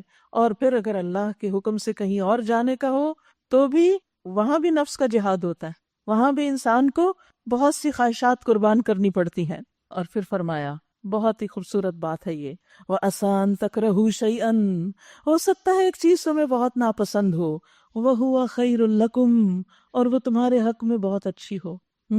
دوا کس کو پسند ہوتی، لیکن دوا کھائے بغیر گزارا بھی نہیں ہوتا. تو بہت سی چیزیں زندگی میں ناگوار ناپسندیدہ ہوتی ہیں، لیکن وہ ہمارے لیے باعث شفا ہوتی. آزمائشیں بھی انسان کو مہذب بناتی ہیں، میچور بناتی ہیں. وَعَسَىٰ أَن تُحِبُّوا شَيْئًا وَهُوَ شَرٌّ لَكُمْ، ہو سکتا ہے کہ ایک چیز تم بہت پسند کرو اور وہی تمہارے حق میں اچھی نہ ہو، شر ہو. وَاللَّهُ يَعْلَمُ وَأَنْتُمْ لَا تَعْلَمُونَ، اللہ جانتا ہے تم نہیں جانتے، لہٰذا اللہ کے احکامات کے آگے سرنگوں کر دو. آپ دیکھیے میٹھا کس کو نہیں پسند ہوتا؟ ہارڈلی کوئی ایک آدھ ہوگا جو کہے میں میٹھا نہیں کھاتا. حلوے کا مذاق بھی اڑاتے ہیں اور حلوہ سب کھاتے بھی ہیں، اور حلوے کا اب نیا نام ہے چاکلیٹ، وہ تو سبھی کو پسند ہے. لیکن آپ سب کو پتا ہے کہ شوگر کا ایک چمچ بھی انسان کے اندر کیا کیا خرابیاں کرتا ہے، کیسی کیسی بیماریاں پیدا کرتا ہے. اس کے باوجود کہاں چھوڑتے ہیں؟ کوئی چیز ہو جو بچ کے جائے، ڈرنک ہو یا کھانا ہو یا کہیں نہ کہیں، حتیٰ کہ بعض نمکین چیزوں کے اندر بھی تھوڑی بہت شوگر ڈال دیتے ہیں کیونکہ اس سے ذائقہ انہینس ہو جاتا ہے. تو بہت سی چیزیں جو ہمیں بڑی پسند ہوتی ہیں لیکن وہ ہمارے لیے نقصان دہ بھی ہوتی ہیں. اسی طرح عام زندگی میں بھی کچھ کام، کچھ چیزیں، کچھ ہمارے پیشن ہوتے ہیں، کچھ ہمارے گولز ہوتے ہیں، زندگی میں کچھ کرنا چاہتے نہیں کر پاتے. شادی ہو جاتی ہے، جاب چھٹ جاتی ہے، پڑھائی چھٹ جاتی ہے، دنوں تک لڑکیاں کڑتی رہتی ہیں، لیکن اللہ کوئی اور کام لینا چاہتا ہے. اللہ تعالیٰ بچے دے دیتا ہے، ان کی تربیت کر کے انسان ان کو کچھ بنا کے بہت کچھ کر سکتا ہے، یعنی بہت آگے جا سکتا ہے اللہ کی نگاہ میں، آخرت کی دوڑ میں. تو اس لیے کبھی حالات میں ناگواری آ جائے تو اللہ کے فیصلوں پر ناراض نہ ہو، اس کے اندر کی خیر تلاش کریں کہ اس میں کیا بھلائی ہے، اس سے مجھے کیا فائدہ ہوا ہے، اس سے میں نے کیا سیکھا ہے، اس سے کیا حاصل ہوا ہے. اور یاد رکھیے انسان آزمائشوں کی بٹی میں تپ کر جو نکھرتا ہے اور کندن بنتا ہے، سونا بنتا ہے، خالص پیور سونا، وہ اس کے بغیر نہیں بن سکتا. لہٰذا اللہ کے فیصلوں پہ راضی رہو. یسألونک عن الشہر الحرام قتال فیہ، لوگ پوچھتے ہیں ماہ حرام میں لڑنا کیسا ہے، کہو اس میں لڑنا بہت برا ہے، اور اللہ کی راہ سے لوگوں کو روکنا اور اللہ سے کفر کرنا اور مسجد حرام کا راستہ اللہ والوں پہ بند کرنا اور حرم کے رہنے والوں کو وہاں سے نکالنا اللہ کے نزدیک اس سے بھی زیادہ برا ہے، اور فتنہ خون ریزی سے زیادہ شدید تر ہے. یہاں مشرکین کے ایک سوال کا جواب دیا جا رہا تھا کہ انہوں نے مسلمانوں پر اعتراض کیا تھا کہ غلطی سے ان سے حملہ ہو گیا تھا حرام مہینے میں، تو اس پر انہوں نے بہت اعتراض اٹھایا. اللہ سبحانہ وتعالیٰ نے جواب دیا جو کچھ تم کر رہے ہو اس کو بھی دیکھو. یہ ایک بڑی عجیب نفسیات ہے انسان کی کہ جب اس کی زندگی میں کوئی ایسا واقعہ پیش آتا ہے جو اسے پسند نہیں ہوتا تو وہ اس میں اپنے آپ کو تو بری ذمہ قرار دے دیتا ہے، اپنے آپ کو بے قصور ایک طرف کر دیتا ہے اور ساری غلطی کس پہ ڈال دیتے دوسروں پر. لیکن یاد رکھیے کہ بہت دفعہ ایسا بھی ہوتا ہے کہ پیش آنے والے حادثے میں، چاہے وہ کار کا ایکسیڈنٹ ہو یا ویسے لوگوں سے کوئی لڑائی جھگڑا ہو، اس میں صرف دوسرا قصوروار نہیں ہوتا، ہماری بھی غلطی ہوتی ہے، لیکن ہم اس کو ماننا نہیں چاہتے، دوسرے پر ہی ڈالتے چلے جاتے ہیں، جس کے نتیجے میں کبھی بھی اصلاح نہیں ہوتی، کبھی اس سے باہر نہیں نکل سکتے. یاد رکھیے جہاں کوئی حادثہ ہو، کوئی انسیڈنٹ، کوئی ایکسیڈنٹ، جہاں کوئی ناگوار صورتحال ہو، ضرور دیکھیے اس میں کتنی قصوروار ہوں، اور اگر اپنا قصور نظر آ جائے اور اپنی اصلاح ہو جائے تو دوسری طرف بھی اصلاح ہونے لگے گی. فرمایا اور وہ تم سے لڑتے ہی جائیں گے حتیٰ کہ اگر ان کا بس چلے تو تمہیں تمہارے دین سے پھیر لے جائیں. خوب سمجھ لو کہ تم میں سے جو کوئی اس دین سے پھرے گا اور کفر کی حالت میں جان دے گا، اس کے اعمال دنیا اور آخرت دونوں میں ضائع ہو جائیں گے. ایسے سب لوگ جہنمی ہیں. اللہ اکبر. اب دیکھیے یہ ارتداد کا فتنہ، دین سے نکلنے کا، ایتھیزم کا فتنہ کتنا عام ہوتا جا رہا ہے مسلمانوں کے گھرانوں میں، اور خاص طور پر یوتھ اب تو کھلم کھلا کہنے لگے ہیں آپ کو کیا پتا کہ اللہ ہے بھی کہ نہیں، آپ کو کیا پتا کہ قیامت آنی ہے یا نہیں، پتہ نہیں یہ حدیث صحیح بھی ہے یا نہیں، پتہ نہیں قرآن سچا بھی ہے یا نہیں، شک شک شک، اور دین سے پھرنا۔ ماں باپ مسلمان ہیں، نمازی ہیں، دیندار ہیں، اور اولاد کچھ اور ہی طرف جا رہی ہے۔ فکر کیجیے ان کی، ان کے ایمان کی، ان کے لیے دعائیں کیجیے، ان کے لیے ایسے طریقے اختیار کیجیے کہ ان کا ایمان بچ سکے، کیونکہ ایمان سب سے قیمتی چیز ہے۔ کیونکہ اگر ایمان چلا گیا، جو دین سے پھر گیا اور کفر کی حالت میں جان دی اس نے، اس کے اعمال جو اچھے بھی اس نے کیے دنیا اور آخرت دونوں میں ضائع ہو جائیں گے۔ نہ اس کا نماز جنازہ ہے، نہ اس کے لیے توبہ ہے، نہ اس کے لیے پھر کوئی دعا کر سکتا ہے۔ ایسے سب لوگ جہنمی اور ہمیشہ جہنم میں رہیں گے، بخلاف اس کے جو لوگ ایمان لائے ہیں اور جنہوں نے اللہ کی راہ میں اپنا گھر بار چھوڑا اور اللہ کی راہ میں جد و جہد کی، وہ رحمت الہی کے جائز امیدوار ہیں۔ اللہ ان کی لغزشوں کو معاف کرنے والا اور اپنی رحمت سے انہیں نوازنے والا ہے۔ پوچھتے ہیں شراب اور جوئے کا کیا حکم ہے؟ کہیے ان دونوں چیزوں میں بڑی خرابی ہے، اگرچہ ان میں لوگوں کے لیے کچھ فائدے بھی ہیں، مگر ان کا گناہ ان کے فائدے سے بہت زیادہ ہے۔ تو جس چیز کا گناہ زیادہ ہو اسے چھوڑ دینا چاہیے۔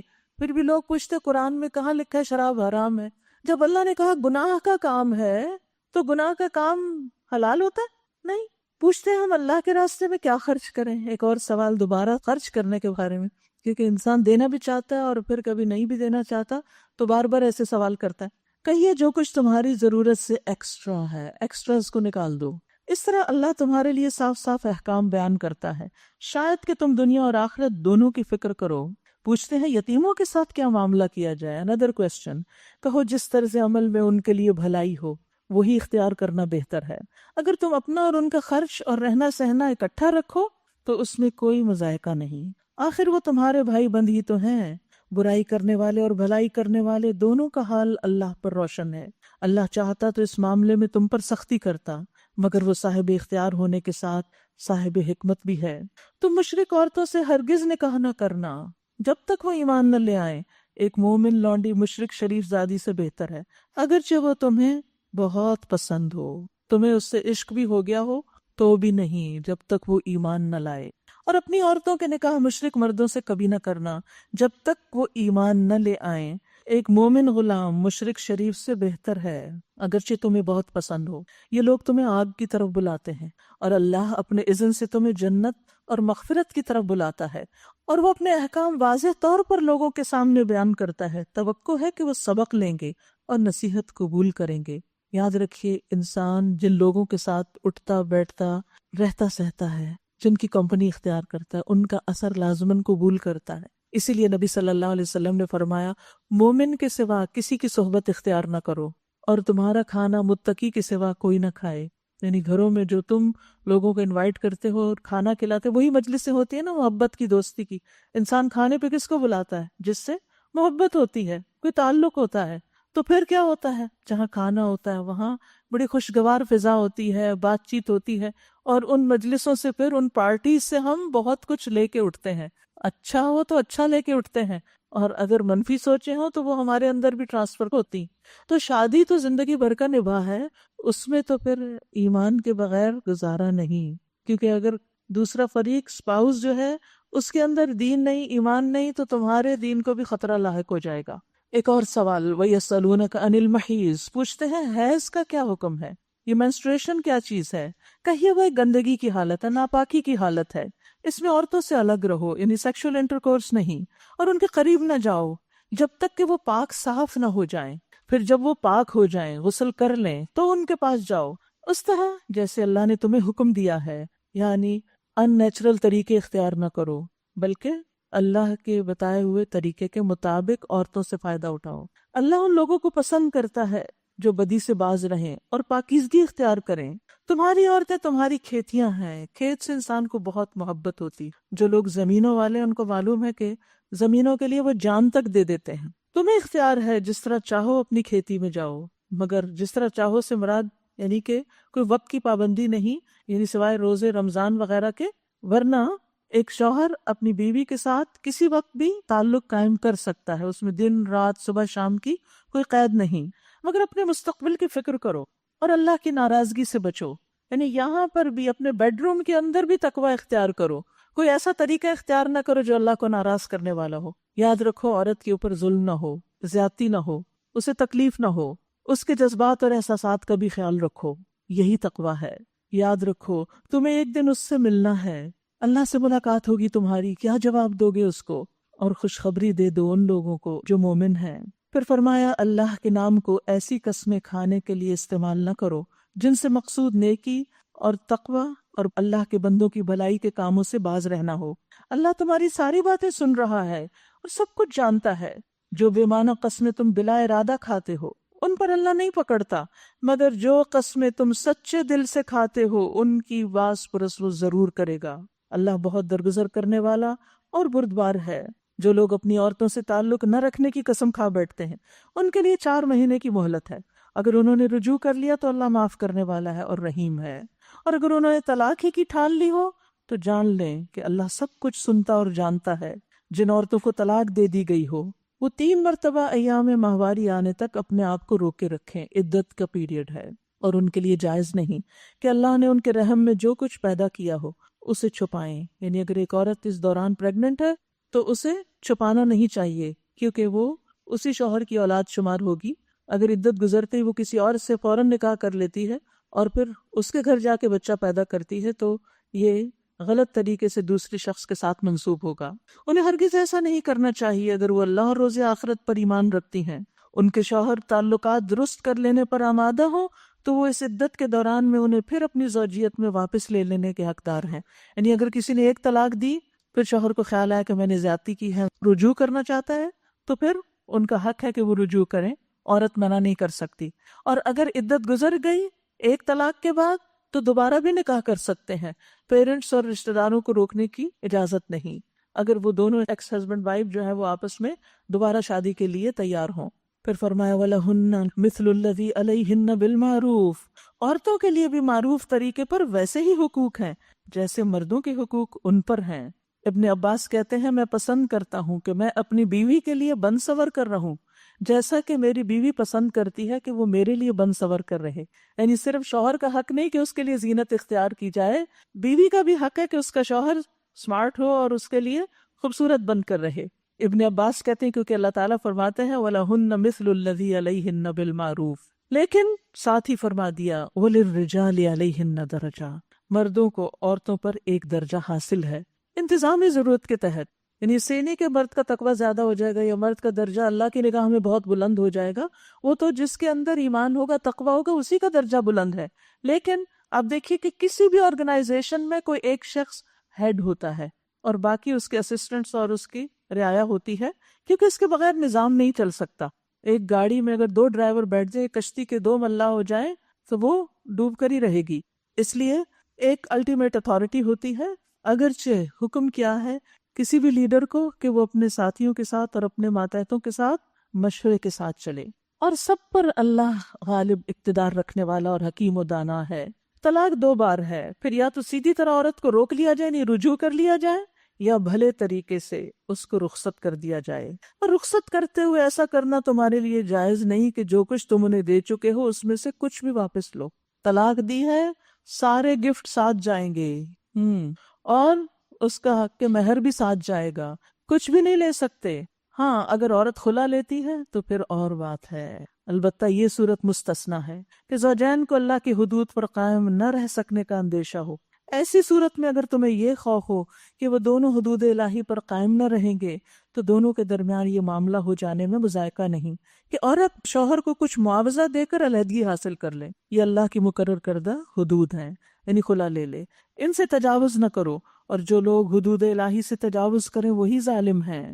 پھر اگر 2 بار طلاق دینے کے بعد شوہر نے عورت کو تیسری بار طلاق دے دی تو وہ عورت پھر اس کے لیے حلال نہ ہوگی، الا یہ کہ اس کا نکاح کسی دوسرے شخص سے ہو اور وہ اسے خود طلاق دے۔ حلالہ کرنے والا، کرانے والا، سب پر لعنت ہے۔ جان بوجھ کے کسی سے وقتی نکاح کرا کے پھر اسے طلاق دلوا کے دوبارہ پھر اس عورت سے نکاح کیا جائے، یہ درست نہیں۔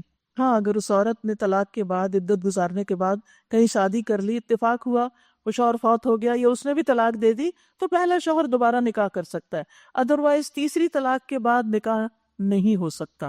پہلی طلاق کے بعد، 1 طلاق کے بعد ہو سکتا ہے، 2 طلاق کے بعد ہو سکتا ہے عدت اگر گزر جائے، لیکن تیسری دفعہ بات ختم۔ تب اگر شوہر اور یہ عورت دونوں خیال کریں کہ حدود الہی پر قائم رہیں گے تو ان کے لیے ایک دوسرے کی طرف رجوع کرنے میں کوئی مذائقہ نہیں ہے. لوگ اس کو برا مانتے ہیں مگر یہ کوئی برائی نہیں. یہ اللہ کی مقرر کردہ حدیں ہیں جنہیں وہ ان لوگوں کی ہدایت کے لیے واضح کر رہا ہے جو اس کی حدوں کو توڑنے کا انجام جانتے ہیں. اور جب تم عورتوں کو طلاق دے دو اور ان کی عدت پوری ہونے کو آ جائے تو یا بھلے طریقے سے انہیں روک لو یا بھلے طریقے سے رخصت کر دو. محض ستانے کی خاطر انہیں مت روکنا کہ یہ زیادتی ہوگی. یاد رکھیے کہ طلاق کے آداب جو یہاں بتائے جا رہے ہیں ان میں ہم سب کے لیے گہرا سبق ہے. اور وہ سبق کیا ہے؟ نمبر 1، علیحدگی کے باوجود بھی دوبارہ ملنے کا امکان ہے. عام روزمرہ زندگی میں بھی کسی سے لڑائی ہو جائے کچھ ہو جائے تو دوبارہ بھی دوستی ہو سکتی ہے. طلاق سے پہلے بھی ہسبینڈ وائف کے بیچ میں اگر کچھ کٹ پٹ ہے لڑائی جھگڑا ہے تو پھر دوبارہ صلح بھی ہو سکتی ہے کیونکہ دل بدلتے رہتے ہیں. اسی طرح طلاق جیسا جذباتی فیصلہ وہ بھی صبر کے ساتھ غیر جذباتی انداز میں ہونا چاہیے اور پراپر طریقے سے سوچ سمجھ کے طلاق دینی چاہیے. اور جب تم عورتوں کو طلاق دے دو اور ان کی مدت پوری ہونے کو آ جائے تو یا بھلے طریقے سے روک لو یا رخصت کر دو. ستانے کی خاطر نہ روکنا، یہ زیادتی ہوگی. جو ایسا کرے گا اپنے آپ پہ ظلم کرے گا. اللہ کی آیات کا کھیل نہ بناؤ. بھول نہ جاؤ کہ اللہ نے کس نعمت عظمیٰ سے تمہیں سرفراز کیا. وہ تمہیں نصیحت کرتا ہے کہ جو کتاب اور حکمت اس نے تم پہ نازل کی ہے اس کا احترام ملحوظ رکھو. اللہ سے ڈرو اور خوب جان لو کہ اللہ کو ہر بات کی خبر ہے. جب تم اپنی عورتوں کو طلاق دے چکو اور وہ اپنی عدت کو پورا کر لیں تو پھر اس میں رکاوٹ نہ ڈالو کہ وہ اپنے زیر تجویز شوہروں سے نکاح کر لیں جبکہ وہ معروف طریقے سے باہم نکاح پر راضی ہوں. تمہیں نصیحت کی جاتی کہ ایسی حرکت ہرگز نہ کرنا. اگر تم اللہ اور روز آخر پر ایمان لانے والے ہو تو تمہارے لیے شائستہ اور پاکیزگی کا طریقہ یہی ہے کہ اس سے باز رہو. اللہ جانتا ہے تم نہیں جانتے. جو باپ چاہتے ہوں کہ ان کی اولاد پوری مدت رضاعت تک دودھ پیے تو مائیں اپنے بچوں کو کامل 2 سال دودھ پلائیں. اس صورت میں بچے کے باپ کو معروف طریقے سے انہیں کھانا کپڑا دینا ہوگا. یعنی طلاق کے بعد بھی عورت کو نان نفقہ دینا ہوگا کیونکہ بچہ ان کا دودھ پی رہا ہے. مگر کسی پر اس کی وسعت سے بڑھ کر بوجھ نہیں ڈالنا چاہیے. نہ تو ماں کو اس وجہ سے تکلیف میں ڈالا جائے کہ بچہ اس کا ہے اور نہ باپ کو ہی اس وجہ سے تنگ کیا جائے کہ بچہ اس کا ہے. یعنی اس معاملے کو بھی جھگڑے کا ذریعہ نہ بنائے. دودھ پلانے والی کا یہ حق جیسا بچے کے باپ پر ہے ویسا ہی اس کے وارث پر بھی ہے، یعنی فوتگی کی شکل میں. لیکن اگر فریقین باہمی رضامندی اور مشورے سے دودھ چھڑانا چاہیں تو ایسا کرنے میں بھی کوئی حرج نہیں. ٹھیک ہے بچے کو کچھ کمی تو آئے گی لیکن گناہ نہیں کہ اگر بہت مشکل ہو جائے دودھ پلانا بعد میں. اور اگر تمہارا خیال اپنی اولاد کو کسی غیر عورت سے دودھ پلوانے کا ہو تو اس میں بھی کوئی حرج نہیں، یعنی یہ بھی کوئی گناہ کی بات نہیں، بشرطے کہ اس کا جو کچھ معاوضہ طے کرو وہ معروف طریقے پر ادا کرو. اللہ سے ڈرو اور جان رکھو کہ جو کچھ تم کرتے ہو سب اللہ کی نظر میں ہے. تم میں سے جو لوگ مر جائیں ان کے پیچھے اگر ان کی بیویاں زندہ ہوں تو اپنے آپ کو 4 مہینے 10 دن روکیں. طلاق کی عدت 3 ماہ، فوتگی کی عدت 4 ماہ 10 دن. کیونکہ طلاق میں تو وہ جان چھڑانا چاہتا ہے نا ایک دوسرے سے، تو وہ کم وقت ہے. صرف 3 مہینے اس لیے رکھے کہ پریگننسی کا پتہ چل جائے. اور شوہر کی وفات عورت کے لیے بہت بڑا صدمہ ہوتا، اس سے باہر نکلنے کے لیے زیادہ وقت اس کو دیا گیا. پھر جب ان کی عدت پوری ہو جائے تو انہیں اختیار ہے اپنی ذات کے معاملے میں معروف طریقے سے جو چاہیں کریں. تم پر اس کی کوئی ذمہ داری نہیں. یاد رکھیے عدت کی حالت میں عورت کو ہر طرح کی زینت میک اپ سے پرہیز کرنا چاہیے، بہت رنگین کپڑوں کو پہننے سے بچنا چاہیے. جب عدت پوری ہو جائے عورت شادی دوبارہ کرنا چاہے تو اپنی ذات کے معاملے میں معروف طریقے سے جو چاہیں انہیں اختیار ہے، تم پہ کوئی ذمہ داری نہیں. اللہ تم سب کے اعمال سے باخبر ہے. زمانہ عدت میں خواہ تم ان بیوہ عورتوں کے ساتھ منگنی کا ارادہ اشارے کنارے میں ظاہر کرو خواہ دل میں چھپائے رکھو، دونوں صورتوں میں کوئی مذائقہ نہیں. اللہ جانتا ہے کہ ان کا خیال تو تمہارے دل میں آئے گا ہی. مگر دیکھو خفیہ عہد و پیمان نہ کرنا، چھپ چھپ کے باتیں نہیں، چھپ چھپ کے رشتہ نہیں، معروف طریقے سے شادی. اگر کوئی بات کرنی ہے تو معروف طریقے سے کرو اور عقد نکاح باندھنے کا فیصلہ اس وقت تک نہ کرو جب تک کہ عدت پوری نہ ہو جائے. عدت میں دوسرا نکاح نہیں ہو سکتا. خوب سمجھ لو کہ اللہ تمہارے دلوں کا حال تک جانتا ہے، لہٰذا اس سے ڈرو اور یہ بھی جان لو کہ اللہ بردبار ہے، درگزر فرماتا ہے. تم پر کچھ گناہ نہیں اپنی عورتوں کو اگر طلاق دے دو اس سے پہلے کہ ہاتھ لگانے کی نوبت آئے یا مہر مقرر ہو. یعنی صرف نکاح ہوا، رخصتی نہیں ہوئی، مہر نہیں مقرر ہوا. اس صورت میں انہیں کچھ نہ کچھ دینا ضرور چاہیے. اگر خلوت نہ ہوئی ہو، اگر خلوت ہو تو پھر تو پورا مہر ہوگا. خوشحال آدمی اپنی مقدرت کے مطابق اور غریب اپنی مقدرت کے مطابق معروف طریقے سے دے، یہ حق ہے نیک آدمیوں پر. اور اگر تم نے ہاتھ لگانے سے پہلے طلاق دی ہو لیکن مہر مقرر کیا جا چکا ہو تو اس صورت میں آدھا مہر دینا ہوگا۔ اور یہ اور بات ہے کہ عورت نرمی برتے اور مہر نہ لے، یا وہ مرد جس کے اختیار میں عقد نکاح ہے نرمی سے کام لے اور پورا مہر دے دے، اور تم یعنی مرد نرمی سے کام لو، تو یہ تقوی سے زیادہ مناسبت رکھتا ہے۔ آپس کے معاملات میں فیاضی کو نہ بھولو، یہ ہے مومن کا اخلاق، کہ لڑائی ہو، جھگڑا ہو، لین دین کا معاملہ ہو، دوسرے کو دینے والے بن جاؤ۔ تمہارے اعمال کو اللہ دیکھ رہا ہے، جو اچھا کرے گا وہ اللہ کا محبوب ہوگا اور وہ اچھا پائے گا بھی۔ ان احسنتم احسنتم لانفسکم۔ اور ان طلاق کے جھگڑوں میں اور ان ساری باتوں میں نماز کا وقت آ جائے تو نماز کی حفاظت کرو۔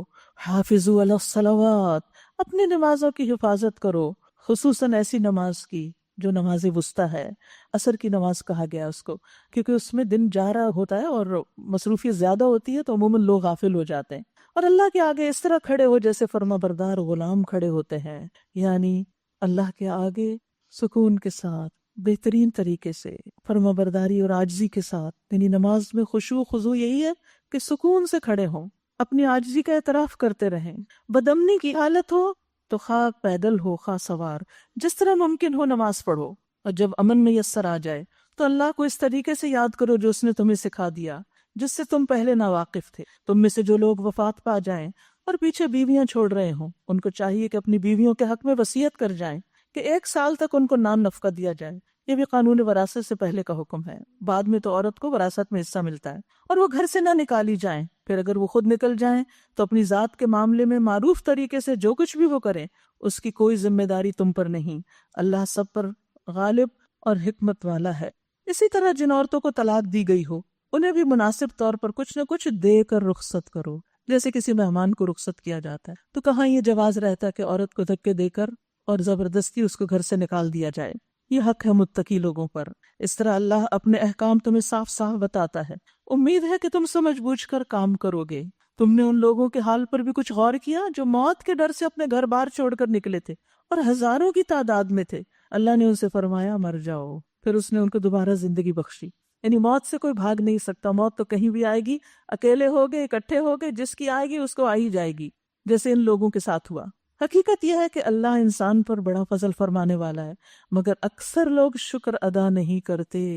اکثر لوگ اللہ کی بھی ناشکری کرتے ہیں اور بندوں کی بھی۔ تو بندوں کی شکر گزاری کیا ہے کہ جب بندے ہمارے ساتھ کچھ اچھا معاملہ کریں تو جواباً ہم بھی ان سے اچھا معاملہ کریں، اور اگر انہوں نے کچھ دیا ہے تو ہم بھی دیں، اگر نہیں دے سکتے تو تعریف کریں۔ جو کسی کی تعریف کر دیتا ہے وہ دراصل اس کا شکریہ ادا کر دیتا ہے، اور جو اس کے احسان کو چھپاتا ہے وہ ناشکری اور ناقدری کرتا ہے۔ اور پھر خصوصاً ازدواجی تعلقات میں ایک دوسرے پر احسان کرنا تو اور بھی زیادہ ضروری ہے۔ اور اگر کوئی فوت ہو جائے تو اس کے بعد بھی، جیسے حضرت خدیجہ کے فوت ہونے کے بعد نبی صلی اللہ علیہ وسلم ان کی سہیلیوں کے ساتھ بہت احسان کرتے تھے۔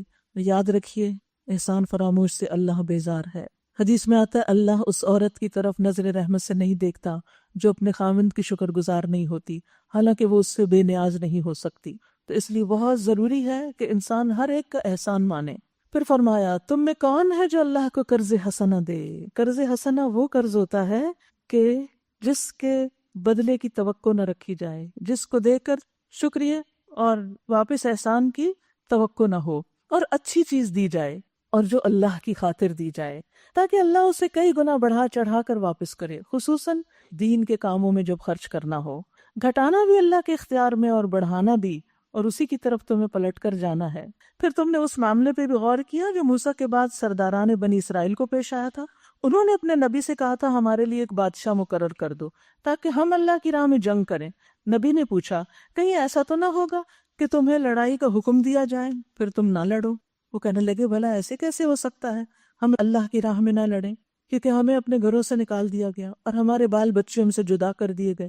مگر جب ان کو جنگ کا حکم دیا گیا تو ایک قلیل تعداد کے سوا سب پیٹھ موڑ گئے۔ اصل میں اس واقعے سے صحابہ کو موٹیویٹ کرنا تھا، کیونکہ پیچھے ہم نے پڑھا نا کہ جب مسلمانوں پر جنگ کا حکم آیا تو وہ انہیں ناگوار گزرا، بھاری گزرا، لیکن آپ دیکھیے کہ جنگ بدر میں کس طرح لوگ آگے بڑھے۔ تو ایک طرف بنی اسرائیل کا طرز عمل ہے اور دوسری طرف سچے مومنوں کا، اور اللہ ان میں سے ایک ایک ظالم کو جانتا ہے۔ ان کے نبی نے ان سے کہا کہ اللہ نے طالوت کو تمہارے لیے بادشاہ مقرر کیا۔ یہ سن کر وہ بولے ہم پر بادشاہ بننے کا وہ کیسے حقدار ہو گیا؟ اس کے مقابلے میں بادشاہی کے ہم زیادہ مستحق ہیں، وہ تو کوئی بڑا مالدار آدمی نہیں۔ تو بڑائی کا معیار عموماً لوگوں نے کس کو رکھا ہوتا ہے؟ مال، نہ اخلاق، نہ کردار، نہ کچھ اور، بس مال۔ مالدار لوگوں کو کیا کہتے ہیں؟ بڑے لوگ۔ نبی نے جواب دیا اللہ نے تمہارے مقابلے میں اسی کو منتخب کیا، یعنی طالوت کو، اور اس کو دماغی اور جسمانی دونوں قسم کی اہلیت فراوانی کے ساتھ عطا فرمائی، اور اللہ کو اختیار ہے کہ اپنا ملک جسے چاہے دے۔ اللہ بڑی وسعت والا ہے اور سب کچھ اس کے علم میں ہے۔ یعنی علم اور جسم دونوں میں طالوت باقی تمام لوگوں سے بہتر تھے۔ یاد رکھیے علم والے اور علم نہ رکھنے والے برابر نہیں ہوتے۔ عالم کی عابد پر اس طرح فضیلت ہے جیسے چاند کی فضیلت ستاروں پر۔ ایمان کی فضیلت جو ہے وہ باقی سب چیزوں پر بھاری ہے۔ حضرت عبداللہ بن مسعود جو تھے ان کا قد بھی بہت چھوٹا تھا اور ان کی پنڈلیاں بھی بہت کمزور تھیں، ہوا سے وہ کانپنے لگتے تھے، لیکن آپ نے فرمایا کہ قیامت کے دن یہ دونوں پنڈلیاں میزان میں احد سے بھی زیادہ بھاری ہیں۔ تو کسی کے ظاہر پہ مت جاؤ، اصل وزن قیمت ایمان کی ہے۔ اس کے ساتھ ان کے نبی نے ان کو یہ بھی بتایا کہ اللہ کی طرف سے اس کے بادشاہ مقرر ہونے کی علامت یہ ہے کہ اس کے عہد میں وہ صندوق تمہیں واپس مل جائے گا جس میں تمہارے رب کی طرف سے تمہارے لیے سکون قلب کا سامان ہے، جس میں آل موسیٰ اور آل ہارون کے چھوڑے ہوئے تبرکات ہیں، اور جس کو اس وقت فرشتے سنبھالے ہوئے ہیں۔ اگر تم مومن ہو تو یہ تمہارے لیے بہت بڑی نشانی ہے۔ پھر جب طالوت لشکر لے کر چلا تو اس نے کہا ایک دریا پر اللہ کی طرف سے تمہاری آزمائش ہونے والی۔ جب انسان اللہ کے راستے پہ چلتا ہے تو امتحان آتا ہے۔ کہا جو اس کا پانی پیے گا وہ میرا ساتھی نہیں، میرا ساتھی صرف وہ ہے جو اس سے پیاس نہ بجھائے۔ ہاں ایک آدھ چلو کوئی پی لے تو پی لے۔ تو گویا اللہ کے راستے میں وہی لوگ ثابت قدمی سے کام کرتے ہیں جن کے اندر ضبط نفس، سیلف کنٹرول ہوتا ہے، مگر ایک قلیل گروہ کے سوا سب اس دریا سے سرا ہوئے جی بھر کے پانی پیا۔ پھر جب طالوت اور اس کے ساتھی مسلمان دریا پار کر کے آگے بڑھے تو انہوں نے طالوت سے کہہ دیا آج ہم میں جالوت اور اس کے لشکروں کا مقابلہ کرنے کی طاقت نہیں۔ افطاری کے بعد اگر خوب کھا پی لیں تو تراویح کی پھر طاقت نہیں رہتی، اس لیے احتیاط ضروری ہے۔ لیکن جو لوگ یہ سمجھتے تھے کہ انہیں ایک دن اللہ سے ملنا ہے، نماز بھی اللہ کی ملاقات ہوتی ہے نا، انہوں نے کہا بارہا ایسا ہوا کہ ایک قلیل گروہ اللہ کے اذن سے ایک بڑے گروہ پہ غالب آ گیا، اٹھو تو صحیح، دروازہ تو کٹکھٹاؤ، پھر کھل بھی جائے گا، اللہ صبر کرنے والوں کے ساتھ ہے۔ اور جب وہ جالوت اور اس کے لشکروں کے مقابلے پر نکلے تو انہوں نے دعا کی ربنا افرغ علینا صبرا وثبت اقدامنا وانصرنا علی القوم الکافرین، اے ہمارے رب ہم پر صبر کا فیضان کر، ہمارے قدم جما دے اور اس کافر گروہ پر ہمیں فتح نصیب کر۔ کوشش اور محنت کے ساتھ ساتھ دعائیں بھی۔ آخر کار اللہ کے اذن سے انہوں نے کافروں کو مار بگایا اور داود نے جالوت کو قتل کر دیا، اور اللہ نے اسے سلطنت اور حکمت سے نوازا اور جن جن چیزوں کا چاہا اس کو علم عطا کیا۔ اگر اس طرح اللہ انسانوں کے ایک گروہ کو دوسرے گروہ کے ذریعے سے نہ ہٹاتا رہتا تو زمین کا نظام بگڑ جاتا، لیکن دنیا کے لوگوں پر اللہ کا بڑا فضل ہے کیا کہ وہ اس طرح فساد کو دور کرتا رہتا ہے، ایک گروہ کو طاقت دے کے دوسرے کو ختم کر کے۔ تِلْكَ آیات اللہ نتلوها علیک بالحق وَإِنَّكَ لَمِنَ الْمُرْسَلِينَ، یہ اللہ کی آیات ہیں جو ہم ٹھیک ٹھیک تم کو سنا رہے ہیں، اور تم یقیناً ان لوگوں میں سے ہو جو رسول بنا کر بھیجے گئے ہیں۔ اللہ آپ کو برکتیں عطا کرے اور آپ کے سارے کام آسان کر دے، آپ کو صحت اور طاقت سے نوازے، دنیا